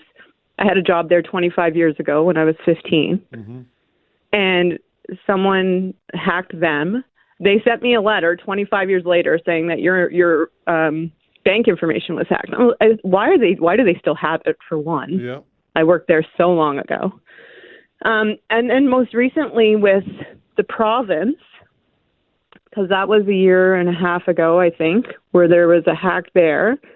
And that was my bank info. Like when I worked for the province, that it happened then, and now. So this is my third time. So, I mean, certainly there is security that can prevent this from happening, but it's almost instantly out of date. It always has to be maintained. So yes, absolutely, that's on Nova Scotia Power. But on the flip side of that, you're going to hear about this more and more and more and more. All these companies, if it can be hacked, it will be hacked. And it's not that it's just somebody, sometimes it's, the guy in his basement hacking into something, but most times it's computers, a whole farm of computers, and they're obviously much smarter than the average human, and they're just, looking for holes and pulling those lists and pulling that data. Kate, even like TransUnion and these Equifax, who knows if they're protected, right? Exactly right. That's the reality. How far? And maybe you're right. Maybe it's impossible to safeguard. I don't know, but my gosh, they got to try at least. They do, yeah, and so it's more of a symptom of the system that we've put in place as a society, that everything has now gone online. And they need all of this information from us. Yeah. So my husband, every time that, we sign up for a subscription or something like that, we try to use as little information as possible and use, that third email address that we never use that's not connected to our main email. So there's things that you can look up that you can, try to reduce your risk. But you're right. I mean, we also try not to do pre-authorized payments if we can get away with it, just not giving that information out. And I mean, the banks do a good job, but I mean, at some point it's going to happen with them too, because AI is just getting smarter. Yeah, I don't know what the future's holding, Kate. I really don't. It's sobering. It really is. It's a sobering situation for sure. Anyways, thanks so much, Todd. Okay. Have a great day. All right, Beautiful out. I hope you enjoy your afternoon. All right, take care. Bye-bye. 902-405-6000. It is a sobering situation, folks. We'll be back. All right, continuing with your calls, 902-405-6000. Again, 902-405-6000. Catherine, hello. Hi. I'm just calling about Nova Scotia Power. I wanted to kind of touch on a few things you touched on about TransUnion and Equifax. Sure. And your last caller, Kate, was bang on. Couldn't agree with her more. So for me, it's been twice now that my information has gotten out there. The first time was with the province, and now with NSP. And my concern is, I read an article last week about a fella out of BC who had wanted to live debt-free. And when he went to get credit, he had found out that Equifax had put his credit rating right back to zero, and everybody turned him down. And they did that because he wasn't using credit and he wanted to live debt-free. And it was a nightmare for him to get any help whatsoever. And there's no legislation around it. And what the article said is that Equifax is actually the credit monitoring people that are used the most over TransUnion. So that got me to thinking. I thought, with the province breach and now with the NSP breach, both have offered TransUnion. But the article most importantly pointed out that not only is there no legislation or oversight for these Equifax and TransUnion, but they don't communicate with each other either. Yeah, that's a good question, Catherine, and this is something that I want to ask the president of Nova Scotia Power if we can get him on the show. He's doing other media, I'm told. I think he's that'd be great. Yeah, I want to ask that question. Why TransUnion? That's a good question. Is it a cost thing? Why? It is, I bet. Yeah, probably cheaper. I would bet you it's probably the cheaper option for them. And it's kind of a moot point to offer everyone TransUnion when Equifax is the one most used. Yeah. And most importantly, they don't even communicate with each other. Yeah, there you go. Why not? They should be providing free service for all of them. Absolutely. Yeah. Interesting. Yeah. Okay, Catherine. All right, thanks. Okay, take care. 902-405-6000. Lori, hello. Hi, Todd. How are you? I'm well. You? Good, thank you. I just wanted to comment on also Nova Scotia Power. I actually, about a month ago, I tried to make a payment, and of course I had no account number or anything because I couldn't get online. So I actually Googled Nova Scotia Power number. So I got this number through Google. I called it, and I got a lady. She wanted my information. Thank God I didn't give up my bank account, but I gave her my name, my address, probably my birth date. I'm not sure, but she talked me into making a payment. So I have 4 accounts with them. And she said if I paid the full amount, they would give me 10% off. They're doing that for the inconvenience of people. And I said, I get paid Friday. I'll do it Friday. Oh, no. If you want the 10% off, it has to be done today. So that should have been, a light going off right there. Yeah. And I said, no, I can't do it all today, but I will pay one. So she agreed to that. And as soon as I paid it, she wanted me to send her some kind of code. I got her something. But CIBC called me in the meantime, and they said, did you just make a payment on somebody's Simply Wealth account? I said, no, I'm just trying to pay my power bill. And she said, well, you've just been scammed. Like, oh my God. Gosh. And I got this number right off of Google. Yeah, that's horrible. So, that's horrible. you can't even trust Google. And I haven't heard nothing from Nova Scotia Power. Yeah. And every time I call, it's just an outage number. You can't even get a hold of them. Yeah, that's the payment, horrible. They did catch it, right? Thank God. The payment didn't go through. They caught it right away because I have that alert thing, I guess, on my account. But still, you can't even trust Google. Yeah, and that's the thing is go to websites and I don't know, because websites are being replicated now almost identical, and AI and all of that. It's changing everything so much, and you just don't. It's sad to go through life paranoid all the time, but this is the world we're living in now. It is, and that's why we have to be on alert about everything. And it's sad, and they're mirror imaging, right? They're mirror imaging all these websites, and maybe changing one letter, and who's going to notice that? That's right. That's right. That's scary stuff, anyway, Lori. Okay, thanks for the call. Thanks. All right, take care. 902-405-6000. Albert's giving us a call. Hello, Albert. Hello. I'm just worried about the topic of free parking at the hospitals. Yeah, I think it should be pay-per-view, and I didn't like that trick by Houston just to take away the bridge tolls and the parking at the hospitals. That was just a cheap election tidbit that he didn't really need to put out because he won a majority anyway. As far as parking goes, I'm calling in defense of our public parks, public green spaces, which are very important in any city, which we have a very bad attitude toward in our city. I think it's deplorable that they're allowing parking on the garrison grounds, paving more green space all the time.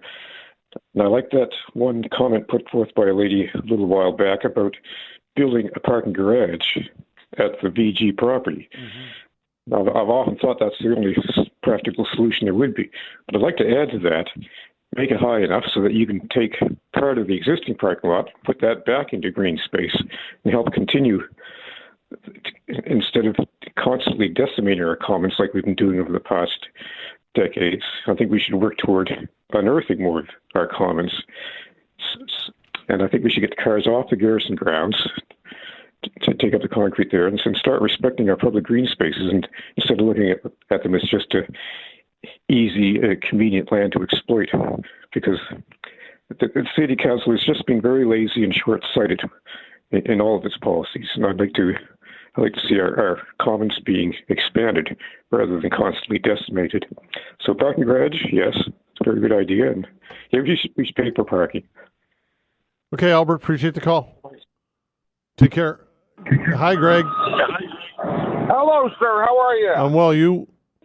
I'm not bad. I guess my 1 cent on the Nova Scotia Power is it's sad that it's like, Todd, can you not agree with me? We're just like a bunch of peasants because, I mean, if you don't, I mean, is Nova Scotia Power not the only power company that everybody uses in Nova Scotia? It's the only one, yep. So, I mean, you know, they can make as many boo-boos as they want. And, you know, what are we going to do as the customer? What are you going to do? If you're not living off the grid somewhere, I mean, you're stuck just doing what Nova Scotia Power does. And that's the sad thing is, like I said, we're just like a little bunch of ants walking around, it's brutal, man. It is and brutal. Thing, yeah, go ahead. It is. And I'm not sure anybody asked you, but Brendan Shanahan getting fired from the Leafs. What's your thoughts on that? I think he put together a great team. The team couldn't play together, so why get rid of him? I thought he did a really good job putting a team together. Well, he didn't put together a team that could get it done in 10 years, so I don't know about that. Was he there for 10 years? Yeah, 10 years, 9 years. He was at it for 9 years. Wow. Yep. Wow. And the fact that they could we're talking about Leafs again, but the fact that they couldn't win Game 7 again, and the fact that they got blown out in their own building, Games 5 and 7, that was it for Leafs fans. That did them in. I mean, yes, sir. Take care, brother. I mean, to go from, they lost what? They went Game 5 and lost. They lost 8-1 or 6-1. They lost 6-1 both games, Games 5 and 7 at home. They lost by 6-1. On paper, that team should be able to beat anybody. Yep. Well, there you go. But pretty close. But they don't play on paper. And another one too is I heard there's something going on about how your Halifax is possibly going to let if you go to Cole Harbour Place, came to the Game Centre. They're going to use it. You're going to be able to buy one pack and use them all. Yeah, that's true. You know anything about that? Yeah, that's true. That's in the works. I don't know the details, but yes, that is happening. That's actually a really good idea. Yeah, I think so too. Okay, Greg, thanks for the call, bud. Take care. All right, thanks for the calls, everybody. We appreciate your calls very much, and we'll open the phone lines again tomorrow between 11 and 12. Our Ask the Vet segment with Dr. Jeff Goodall. If you have a question about your pet, whether it be health-related or behavioral, give us a call. Ask the Vet segment, 902-405-6000. Dr. Jeff Goodall taking your pet-related questions when we come back. Thanks.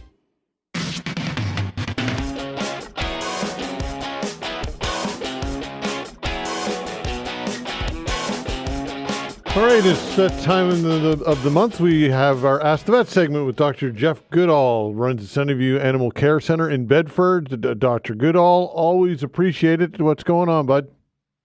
Not much. How's things there? And happy belated birthday. Oh, thank you. Things are going all right. 56 years old now, so getting a little older, not wiser. So that's the deal.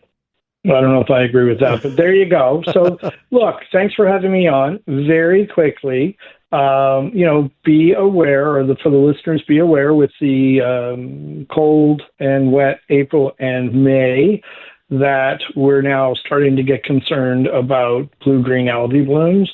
Remember, blue-green algae is not an algae. It's a bacterium, and it's very deadly. And it's not always on the surface of the water. People think they can see it, and I won't get into that. Actually, check out my YouTube channel. I have a little short on that, but how to identify it and what to expect. But basically, when walking in the water, you're going to stir up the blue-green bacteria on the bottom of the lake or what have you, and stir it up, and then your dog drinks it. It can cause very quickly serious vomiting, diarrhea, progressing to tremors, progressing to collapse, and most dogs succumb to it. People, it's going to cause, eye, ear, nose irritation. It can cause vomiting and nausea, and it can attack your liver. So get medical assistance if you're suspicious that something is wrong. When I did call around, it was a couple months ago, to find out what blue-green algae cases may have been reported by the emerge centers, there were none. Now, that doesn't mean it's not out there. My worry is, and one of the vets agreed, that maybe we missed reporting them because as sad as it's going to sound, the pet didn't make it. So, blue-green algae, check your government websites for information on like Nova Scotia has a webpage on blue-green algae. HRM has one. If there's listeners in America, Maine.gov, New Brunswickers and PEIers, there you go. One more cool thing. Sure. I don't know if you saw the article in CNN about orange cats. I did see that. Yeah. Yeah, I guess they're rarer and freaks of nature more than we thought. Look, in vet school, if we were, and back when I was at vet school, it was slides. That's how long ago it was. If we saw a slide come up of an orange cat, we knew the discussion was going to be surgery, hit by a car, something serious, because it seemed that orange cats even though there are a small number of them, they way overrepresented for getting in trouble. But basically, it's well known that most, not all, but most male orange cats are male. So from that, years ago, I remember them talking about the genetic mutation must have been carried on the X chromosome, and when X and Y's get together, making a male, then the orange is manifested. But what's, I guess, interesting, the mutation may also be associated with personality issues, and some orange cats are less happy in the world than others. Yeah. So, if you've got nothing better to do, people, have a look at CNN and read about the freaks of nature that are orange cats. So there you go. All right, and your YouTube channel. Tell me more about that. I didn't realize. I got to check it out. I'm going to check it out right now. I've always had a Sunnyview YouTube channel, but I didn't really post very much. And then, without sounding, this show has provoked a lot of interesting questions sometimes, and there's just not enough time to answer them. Yeah. So then I also started fielding questions and emails from clients or some non-clients. Mm-hmm. And then I started looking around on YouTube, and you could argue I'm part of the problem, but I'm disappointed at the amount of misinformation that's out there now, mm-hmm. and I'm trying to correct some of it. The problem is the more you know about something, the grayer. It doesn't become black and white. And YouTube can try to black and white things when there's more subtlety. Yeah. So I started, Dr. Jeff Maritime Vet, about a month ago. Boy, I'm impressed with the amount of work you guys have to do, or YouTubers have to do, to edit and make things clean. And so the first few videos are a bit clunky. But wow, you people in this profession, I have to give you credit. There's a lot of work involved. And then my old Sunnyview Animal Hospital channel, I'm reviving that. And what did I do? I posted boating safety, blue-green algae recently, a travel with your pets, the parvovirus thing. That's actually what really got me wired up. This is the somewhat, not all, somewhat, some clinics were saying, when parvo was imported with these dogs back in March, you've got to get to your clinic and get your pet vaccinated. And I would say, hold on, that's not bad advice, but better advice is just email your clinic. Make sure your dog's up to date on vaccines. Let's not freak out. Parvovirus is very easily vaccinated for, and the vaccine has longevity over a year. So I just wasn't impressed with some of the stuff I saw. Maybe a little self-serving by some clinics, not saying that Sunnyview is better, but that kind of stuff. So there you go. There's your answer. Okay, pal. 902-405-6000. That is the way to reach us if you'd like to chat with Dr. Jeff. 902-405-6000 about your pet, behavioral related or health related, of course. 902-405-6000. that is the way to do it. And lo and behold, Sean's giving us a call. Hello, Sean. Hi, how you doing, Todd? Well, you? Good. Just a quick question for the vet there. Sure. Got a 4-month-old lab pup. He's losing teeth, gaining teeth, and he likes to do like a chomp at the air thing. I know probably common for them, but will he come out of that, or is there any tricks that I can do? Like if you give him a command, sometimes he just chomps at the air at you. Well, look, there's nothing medical or behavioral of great concern there. Some people call it fly biting. And therefore, here we go on the internet and look up fly biting, you're going to see focal seizures, disgust, and things like that. And so, no, your puppy is probably exhibiting frustration because, you're making him or her do something. And puppy mouthing, right. Especially retrievers, they really want to mouth things. That's a natural thing for them to do. So, right. Work on, if it's excessive, work on engaging in toy-related games. I mean, obviously you're not scolding your puppy, but, basically toy-related games. And it is probably, I just remembering when my dog was young, and she would put her head up and kind of almost yowl, but not yowl, and snap, snap, snap, and then keep going. Just, be proactive. She'll go through that phase, or he'll go through that phase and go from there. But it's okay. Just don't play and he's really games with your dog.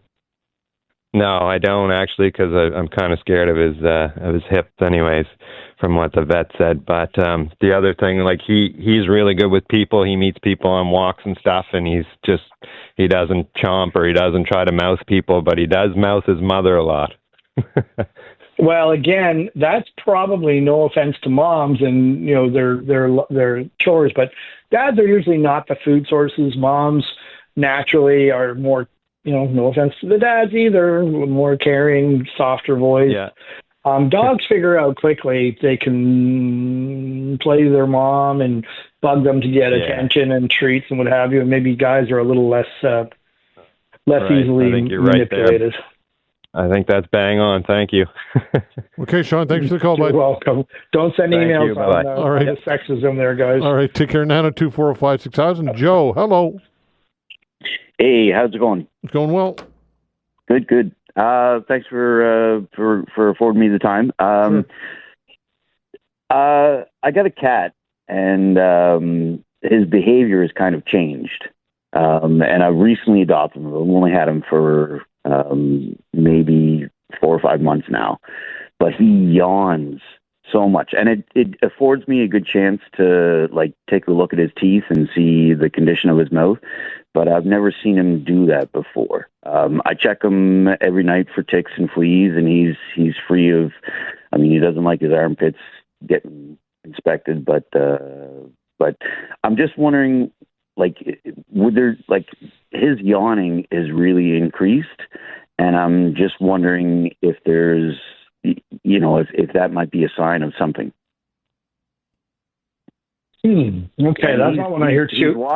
He's lost some weight, but I think I've told you about this, that he's much more active than he was in his previous home. So okay, no, we've got what we need here. So just for time. So basically, I mean, yawning. It's hard to say that that's a medical problem, and it's not boredom. Why we yawn isn't exactly clear in humans either, because you can yawn when you're bored, you can yawn when you're tired, you can yawn for nervousness, for all we know. So, and cats are even more of a conundrum at the best of times. Look, it's probably nothing medical that you need worry yourself about. Yes, if my memory's right, I did read years ago that it can be a sign of nervousness and basically problems swallowing and all kinds of things. I really doubt that's the case. Yeah, well, I didn't say not eating.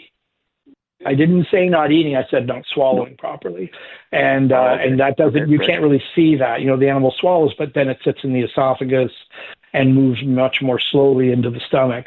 And there's a whole fancy term for that. But in the end, as long as everything's cool, you mentioned you're letting your dog out, have to get on my or letting your cat out, have to get on my soapbox and say you're just asking for more vet visits and less proper health. But that's your choice. But in the end, no, yawning is not for me. I mean, he is really happy when he's outside. Like, I mean, he's like, I'll go outside. I'm not saying that. I'm just saying it's less healthy for the cat. But there you go, my friend. Yeah. I'm sorry? He said, there you go. That's all. That's it. He's got that's the advice. All right. Okay. Well, all right. Thanks a lot. All right. Dr. Goodall, you are, for the record, publicly stated that cat, and again, this always seems to come up, but you think that cats should be inside. Just a quick dissertation, if you will, as to why you feel that way. Well, look, there's many different ways to look at this, but basically, number one, hey, I did a YouTube video on reducing the cost of veterinary care, and one of them is, hey, planning ahead and letting your cat outside. Look, without upsetting the people who are listening, we had a cat recently who is allowed outside, disappeared for a couple of days, and came back with its eye hanging out of its socket. Okay. Like, bad things happen, and today's cats are not naturally outside animals. So that poor little thing had to go through surgery. It's doing fine. But in the end, cats that go outside are maybe being predators of birds and wildlife that, doesn't need any more stress than it's already got. Number two, they're exposing themselves to parasites, especially toxoplasmosis, which is a parasite that can affect pregnant women. So if you're pregnant and you have a cat in your house, expect your family doctor to talk to you about having your significant other clean the litter box as opposed to yourself. So internal parasites, fleas are obvious, ticks are obvious, but it just stands to reason cats are going to get into stuff. They're curious by nature. They're going to get into stuff, get themselves maybe even inadvertently, like this cat who lost an eye, attacked by something. It wasn't just another cat. It looked like it was something more like a raccoon or something. I mean, why put your beloved animal through that? And again, the bird watchers out there, they see a lot of cats attacking and killing birds when, hey, birds are going through enough as it is. I can't imagine what the hummingbirds are feeling right now with this wonky weather we're having. So it's just healthier. Cats live longer.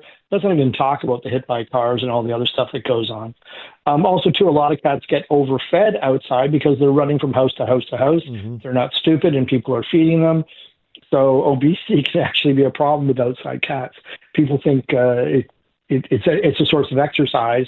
It's not. And there's a great website called fundamentallyfeline.com. And she's a crazy cat lady and veterinarian. And there's a lot of enrichment ideas on that website for cats who are kept indoors. And it keeps them happy. And I have cats who all my cats have never been outside cats, and they're quite happy and no behavior problems. If you let your cat outdoors, expect marking and spraying behavior and house soiling and all the other stuff, because these cats are picking up on scents outside from other animals and other cats, and they're going to bring it in your house, and it just usually causes more problems than it ever solved. So there's a long answer. Sorry. Okay. Tom. No, listen, that was, I think, again, it comes up every time, and that's it fine. Comes up every show. That's fine that people want to ask the question, but I think that's good advice. All right. Dr. Jeff Goodall, it's our Ask the Vet segment. If you have a pet-related question, health or behavioral, give us a call. We get the doctor to the top of the hour, 902-405-6000. We'll continue with Ask the Vet when we come back.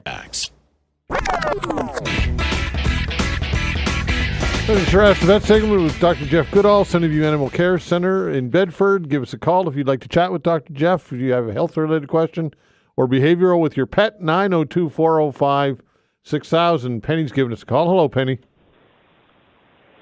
Hi, Todd. Can you hear me okay? Yep, sound great. Okay, wonderful. I have a question for Dr. Goodall. It's about cherry eye in a little, oh my God, I forgot the breed of the dog. A beagle. And I wondered what can be done for that. There was one vet that we took him to that said he would have to be fixed before they would, or neutered or whatever they call it, before they would do the eye surgery because they didn't want the gene to be passed on. But the mother and father already have the gene, so I don't get that. Okay, well, I mean, neutering your dog is just a really good idea. I mean, not necessarily unless you're planning to breed the dog, and if there is a genetic anomaly, and I won't get into if third eyelid anomalies are genetic per se. That's beyond today. But basically, neutering your dog in general, spaying your dog in general, and your cat, just they live longer, they live healthier. Okay, having said that. Surgical removal is typically what is considered, but you have to decide, is it absolutely necessary? Cherry eye is basically a prolapse of the third eyelid gland and or eyelid itself. It can be one-sided, it can be both-sided.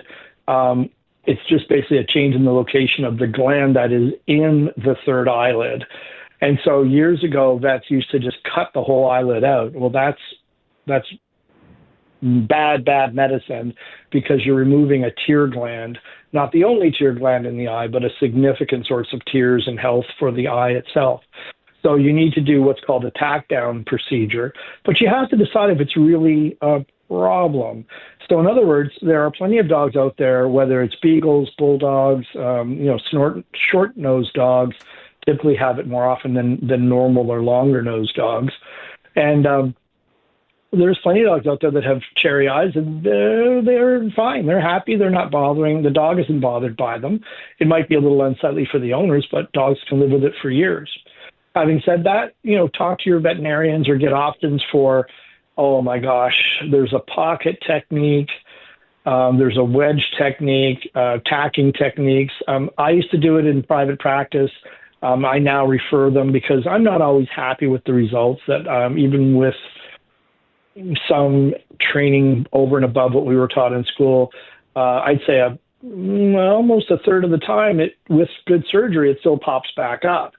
So expect that the first surgery may not be the only surgery you need. It is worth, for the listening audience, because this owner's already had it checked, you should have the eyes with cherry eyes or prolapse of this gland checked by your vet anyway, because sometimes it can be cancer of the third eyelid, and so that can be missed. It can be a cyst of the cartilage or a cyst of the eyelid itself. There's a lot there. So there you go. But you should just have your dog neutered and spayed anyway. Okay, thank you. Well, there's 4 beagles. They all live in one house, and they don't really go out much except for a walk. But just the spaying or the neutered or whatever on top of the surgery for the eyes was making it so expensive that my son really couldn't afford to do all of it at once. So that was the main problem with getting him whatever it is. Okay, well, I thank that you helps so much anyway. for your advice. Yes. Okay, thank you Penny, so much. thanks for the call. Take care. 902-405-6000. That's the way to reach us for our Ask the Vet segment. We've got Dr. Jeff to the top of the hour. Get some room for you as well. 902-405-6000. Ask the Vet continues when we come back. Facts. Right, it's our Ask the Vet segment continues with Dr. Jeff Goodall, who, of course, owns and operates Sunnyview Animal Care Center in Bedford. Give us a call if you'd like to chat with the vet about your pet, 902-405-6000. That is the way to get in on the fun. Jane, hello. Hello. Hi there. Go ahead. Okay. Dr. Goodall, I have a beagle, and she has very dirty ears this year. She's flopping her ears, and I've been cleaning them out as best I can with a soft Kleenex. Is there something I can put in her ear to help loosen the debris and clean it? Basically, a proper ear cleaning solution. I mean, without seeing the nature of the wax, it's hard to say what you absolutely need. It's worth an email to your veterinarian to get their recommendation. I don't think you need an exam for it. Are the dog's ears excessively red or irritated or sore or hot to touch or anything like that? They are, and it's dark brown, greasy material I'm getting out of the ear. Okay, but is the dog painful then? Pardon me? Is the dog painful around her ears? When she scratches herself, she will wince because I think she gets in too far.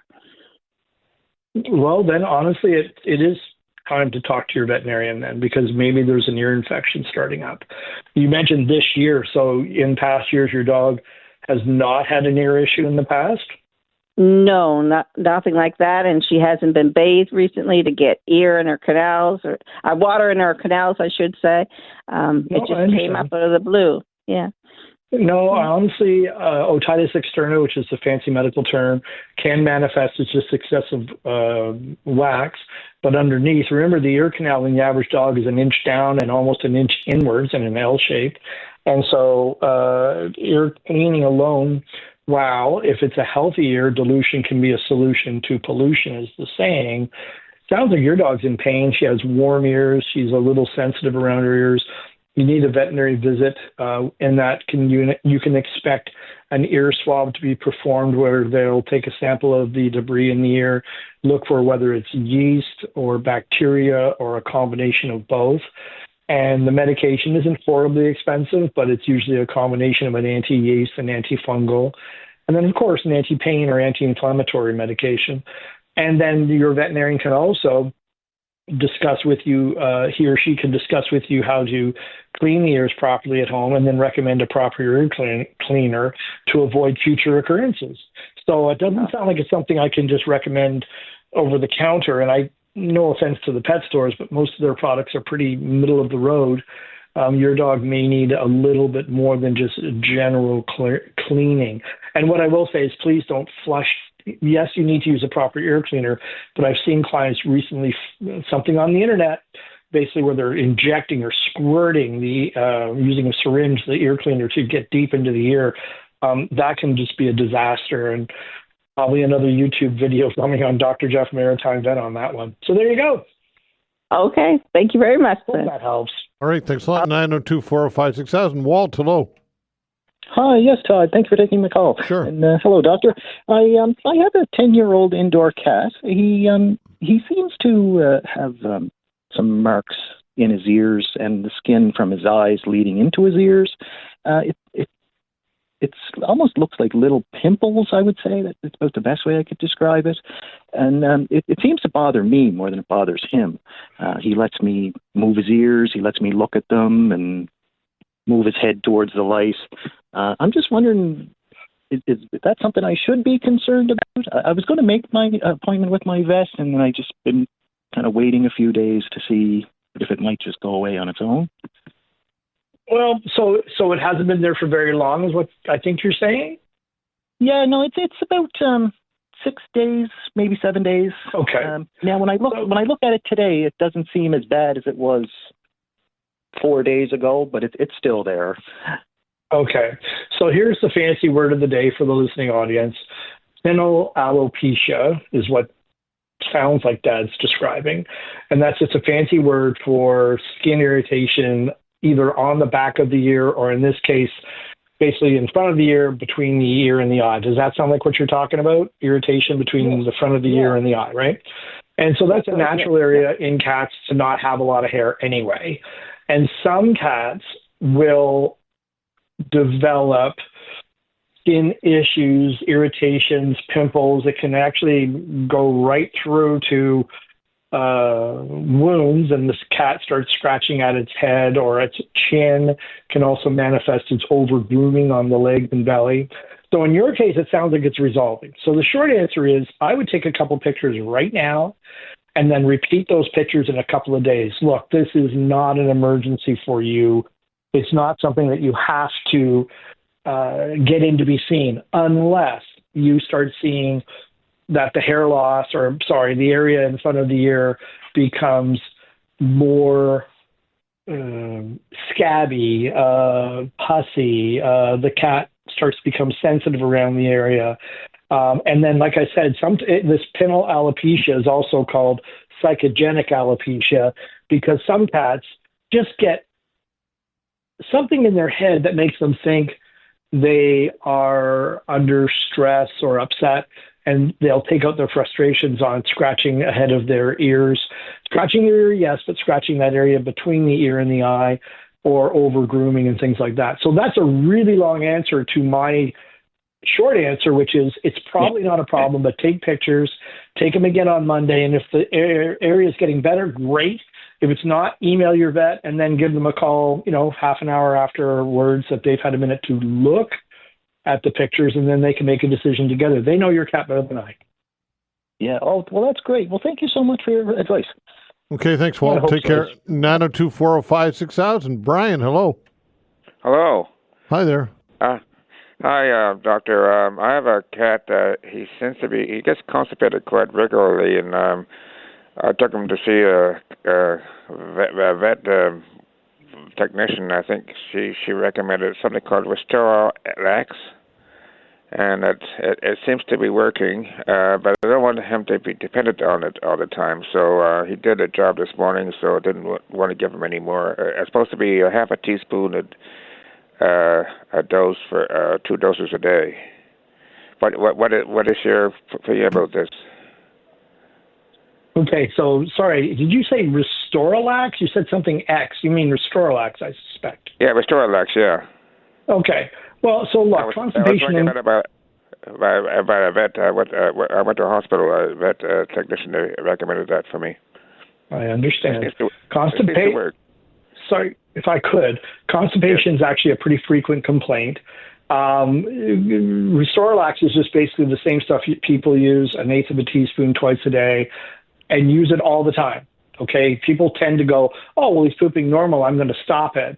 Use it all the time. However, long-term management of constipation, if you find that you need to use it long-term, and most animals, once they start it, they do need it, keep in mind that it can be other medical conditions. So I don't quite understand the technician involvement here, but if the technician thought it wasn't necessary to have a visit, that's fine.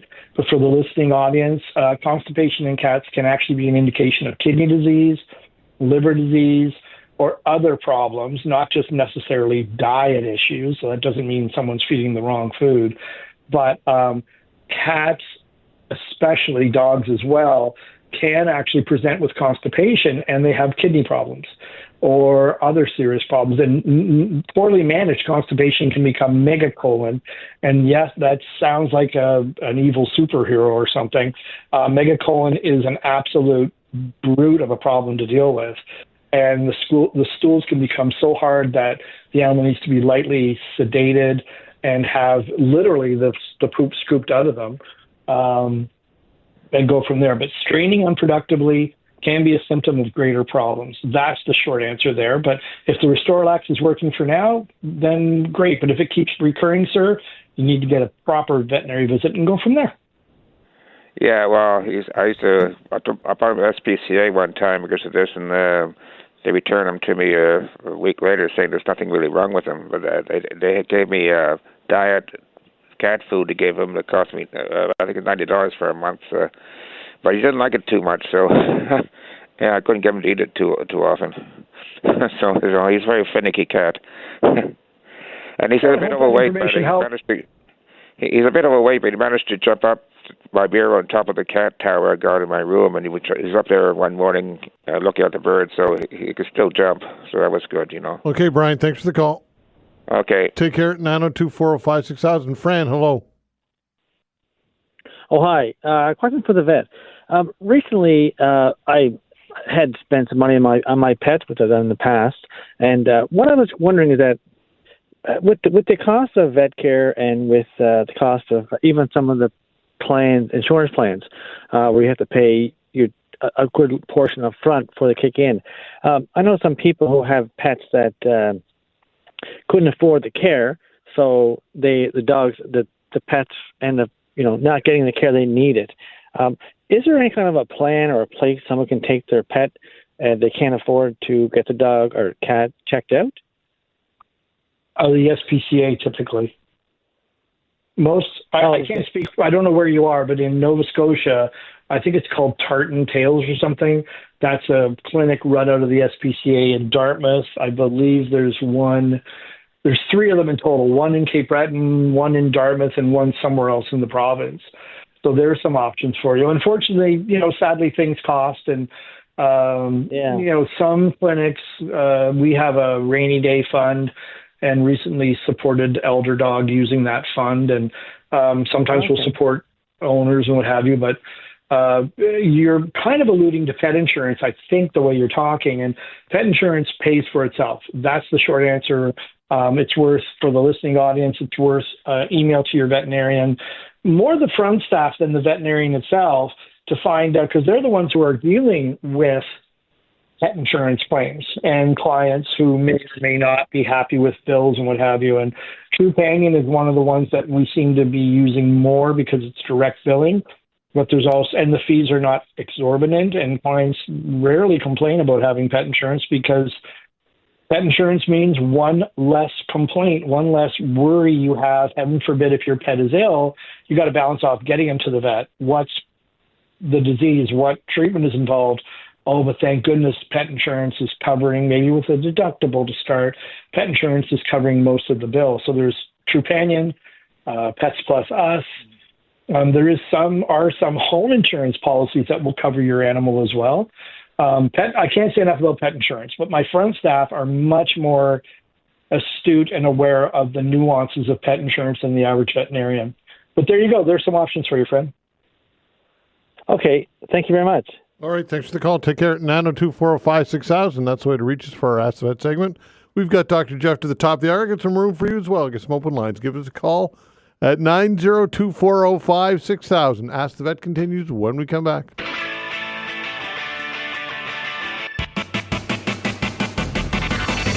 All right, our Ask the Vet segment continues to the top of the hour. Again, we got some room for you, so give us a call if you'd like to get a question in. 902-405-6000. Dr. Jeff Goodall, Centerview Animal Care Center, is on the phone awaiting your call. 902-405-6000. Judy, hello. Hi.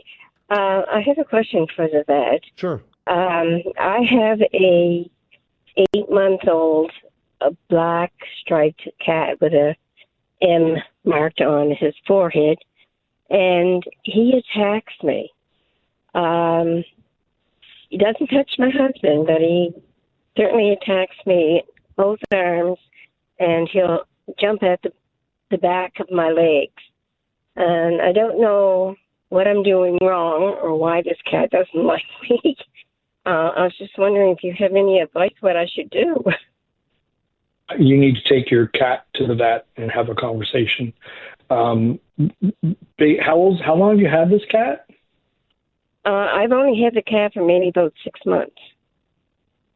Okay, so... And he's neutered everything, so... And he just won't stop attacking me. Right, I understand that, but what I'm trying to say is on a phone call, I can't answer your questions. Okay. You know, it is possible, I don't want to over-dramatize things, the cat could have developed an illness of some type. And so you can expect that possibility during the exam that the vet will want to check for signs of pain and maybe chemistry, biochemistry, hematology. Having said that, you know, cats with reactive behaviors like this may be fearful, they may be responding to things that aren't truly threatening, but they perceive as dangerous.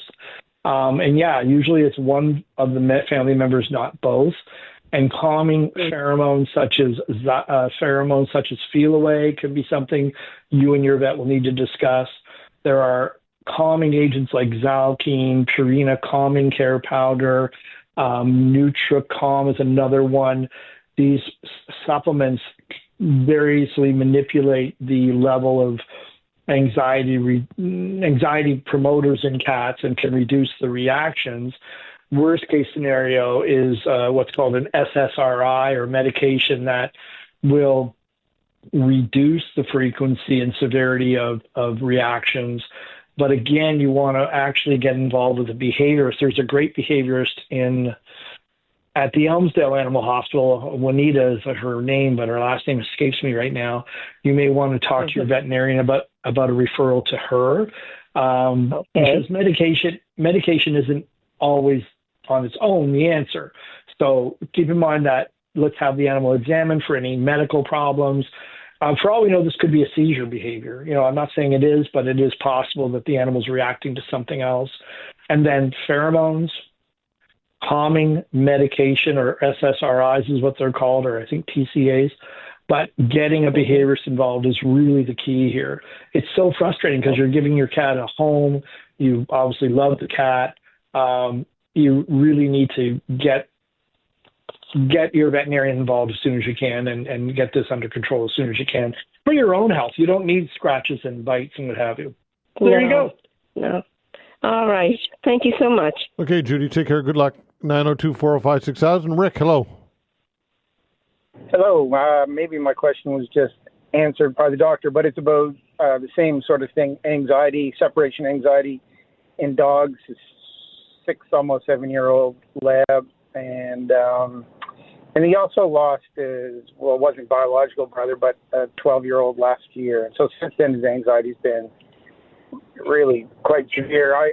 Like when I leave, everyone says that he just paces and waits for me. And now the last couple of days, he doesn't even really want to eat too much. So it seems to be getting worse. But any thoughts? Well, my thoughts are like the previous owner, but different. Where to start is the correct diagnoses, and that involves initially your veterinarian, and then depending on where you live, you can get a veterinary consultation online. There's a great behaviorist in Ontario. There's a couple of them. I can see her face. I can't think of her name suddenly, but your veterinarian can get you in touch with them. Or like I said, there's a behaviorist over in Elmsdale who's great. But you'll need to have a discussion with your veterinarian to make sure we're on the right path initially. And then with a behavior consult, you can expect maybe involvement with a behaviorist. And there aren't many that are really great at this, but your veterinarian will have some experiences, and he or she can guide you to a behaviorist that's maybe a little more effective than others. The key will be, in part of the training program, if my memory says we got to avoid whatever those triggers are that cause a dog or cat, for that matter, to react adversely. You're going to need to understand the dog's reactivity for predictability of the problem, and then the behaviorist, with or without pheromones, with or without medication, can talk about those longer term strategies. Because look, I'm going to tell you right now, many clients struggle finding the time and the energy to commit, but you've got to. I literally had one of these in the room last night where an animal, it's a sweet dog, but it overreacts when people are in the home, not where, in your case, leaving the home. And it's going to take a significant commitment of time, maybe a little bit of money as well. And then maybe eventually you can talk about pharmacological manipulation as well. But, starting with dog appeasing pheromones like Adaptil, things like Zalkeme, sometimes Trazodone or Alprazolam, which is Xanax. Those kind of things can be used, but you're going to need to have a chat with your veterinarian about having a plan, having a structure to get this under control, because it's just so upsetting for you. You don't want to leave the house. You worry about your dog when you're out. You have enough stress. Everybody has enough stress in their lives without also worrying about their best friend being upset that they're not home. So the sooner you kind of bite the bullet and get this and get your veterinarian involved, get a behaviorist involved, and then make a plan with a combination of pheromones and behavior modification involving treats and avoiding triggers, the sooner you'll be happier, because your friends and family are going to feel bad for your dog as well as you.